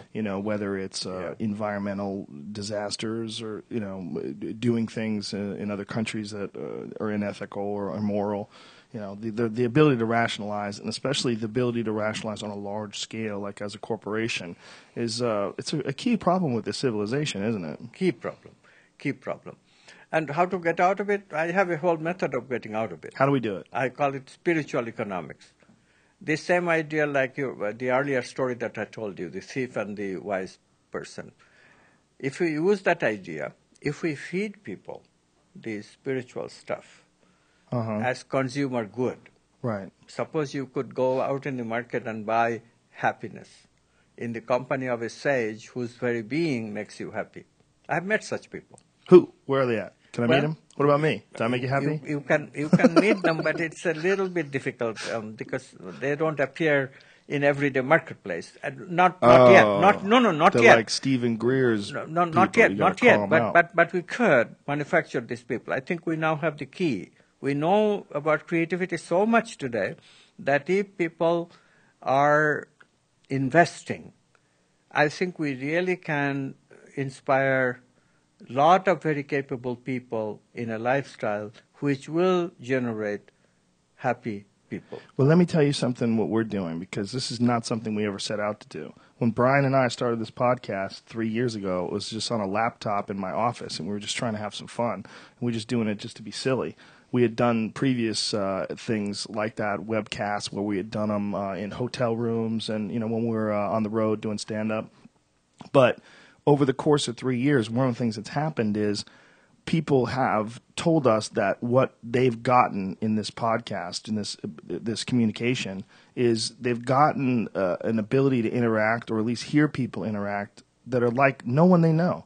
So they're changing the way they think about life. They're seeing that there's other ways to look at things, and in fact, a lot of your reality is shaped by the way you choose to view the world, and that you can morph that and change that. And this podcast and again, we're not taking credit for it because I didn't know it was going to happen, has had an amazingly profound effect on people. Whereas I've talked to literally hundreds of people that say the podcast changed their life, and that once they started listening, they started eating healthy, they started exercising, they feel better, they think about things better, they try not to be a shitty person, they try to be positive, and they understand and feel the effect of this positive thinking. Yeah.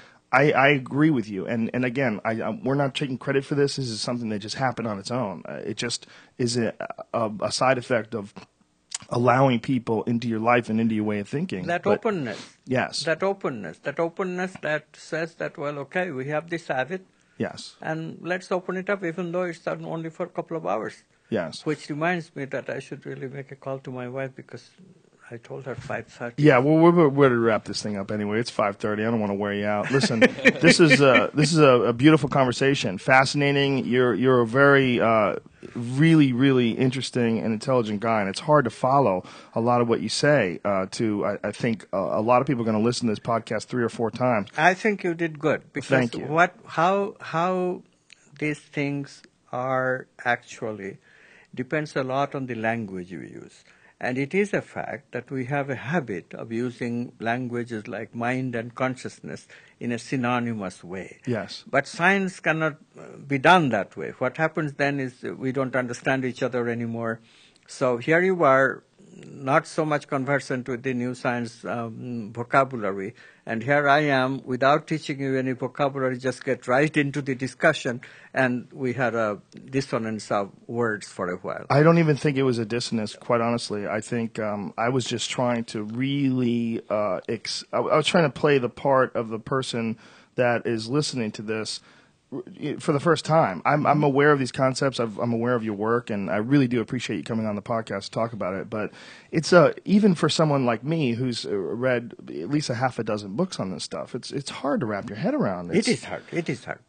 And it is also simple. Right. I often say that quantum physics is simpler than Newtonian physics. Because Newtonian physics, you get very quickly the idea that, science can solve everything. And in quantum physics, because the choice is brought into fore from the beginning, immediately start relating that, hey, I know about choice, I know about, this stuff is, science is giving us this stuff. Immediately mind mellows a little, and the science become more humanistic. The last thing I wanted to ask you about, I can't let you go without this. Are you familiar with Dr. James Gates? No. He's a theoretical physicist and professor of physics at the University of Maryland, with another guy named John. He's the John S. Toll Professor of Physics at the University of Maryland. He found self-correcting computer code in the equations of string theory. I don't know if you've heard about this. It was a really interesting, again, really hard to follow conversation that he had with Neil deGrasse Tyson, who we've had on the show, and I talked to Neil about it, and even he was trying to wrap his head around what this meant. But they found double and even self-dual linear excuse me, doubly even self-dual linear binary code error correcting block code, which was first invented by Claude Shannon in the 1940s, has been discovered embedded within the equations of superstring theory. You're laughing at this. It's almost like you knew. No, I'm laughing because here we are talking mainly about quantum physics and consciousness, and here we go into such a sophisticated discussion of something that is remotely connected with quantum physics, of course, string theory. Yes. But, it could very well be. But I'll tell you something. The reason I lost interest in such details is very simple. String theory is a good example of what the idea that people propose when they say the word pseudoscience. Pseudoscience. Pseudoscience is that where theory and experiment are both not feasible aspects. It's just theory. Mm-hmm. This is a good example of just theory, because string theory can never be verified in our experience. We just cannot do it. It's talking about too high an energy that we cannot simulate in the laboratory, nor in the high energy cosmology. So in other words, it's really very, very, very, very, very, very far out. So, here we are at once, this rational culture that we call scientific materialism doesn't hesitate to talk about string theory, which is highly abstract mathematical theory. Not that it's not interesting. As a mind game, certainly it's interesting. And then they object things like telepathy, which is very much human, where the objection, of course, is that it may not be quite apropos science because there may not be any good theory, there may not be any good data. So it's this very strange thing. We do, because it has mathematics in it, we call science which cannot ever be verified quite doable science. And How can it be science if it's not verified, but yet it's mathematic? If it's mathematic, that's what I'm saying. I agree. You agree with me. But see, this is what puzzles me, that the culture is so obtuse that they will never call, like, there are many concepts like that, which, because of their mathematical nature, they're accepted part of science because they're mathematical, because mathematics is so vital. It is felt. So you're not interested in this because there's literally no way to know whether it's correct or whether it's just daydreaming. Right. So I'm What a crazy way to make a living these guys are. I'm vaguely interested because of one thing. There is something very good about string theory because it does enable us to connect gravity to quantum physics. Okay. That problem is not to be underestimated. But I don't want the solution to come in the form of a theory that can never be verified. Right. So people should recognize that science has two prongs. In fact, in my judgment, three. Theory, verification, experiment, and then technology. There's never going to be any technological application of something like string theory. Never? Never. It's just too abstract, taking place in places that are so remote from the human experience that technological breakthroughs on the face of it is, at least for high energy physics, you could always give a technological justification in the form of weapons technology. Not particularly good, but weapons technology at least is a feasible offshoot of high energy physics. But this kind of stuff, it's just a bit too far for my taste. We should concentrate instead of problems which can immediately be addressed, problems that has impact on who we are, what we are doing here, give us answers to real life questions like how to run our life, how to run our society, how to run our economy. And we have the science at hand. That's what the new science is trying to do.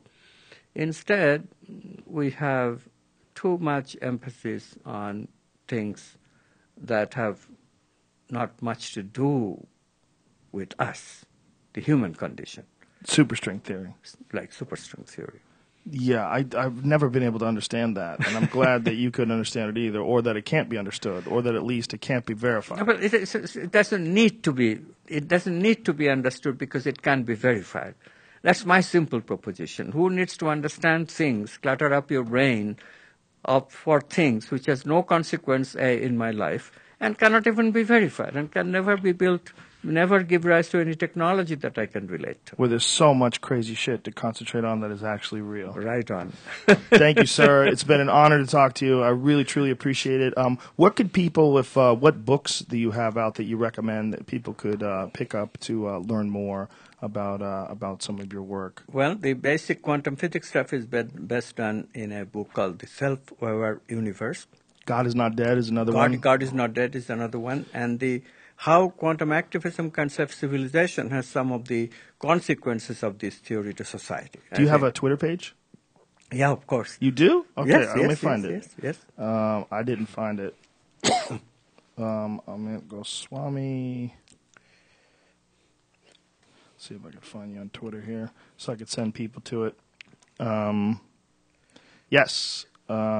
Nope, that's not you. This is some crazy dude who's trying to get laid. Here is love but innocent. Here is knowledge but creative. Here is life but... That's not you, right? That's whack. You wouldn't write something that whack. Who is that guy? It is me. Is that you? We'll find you.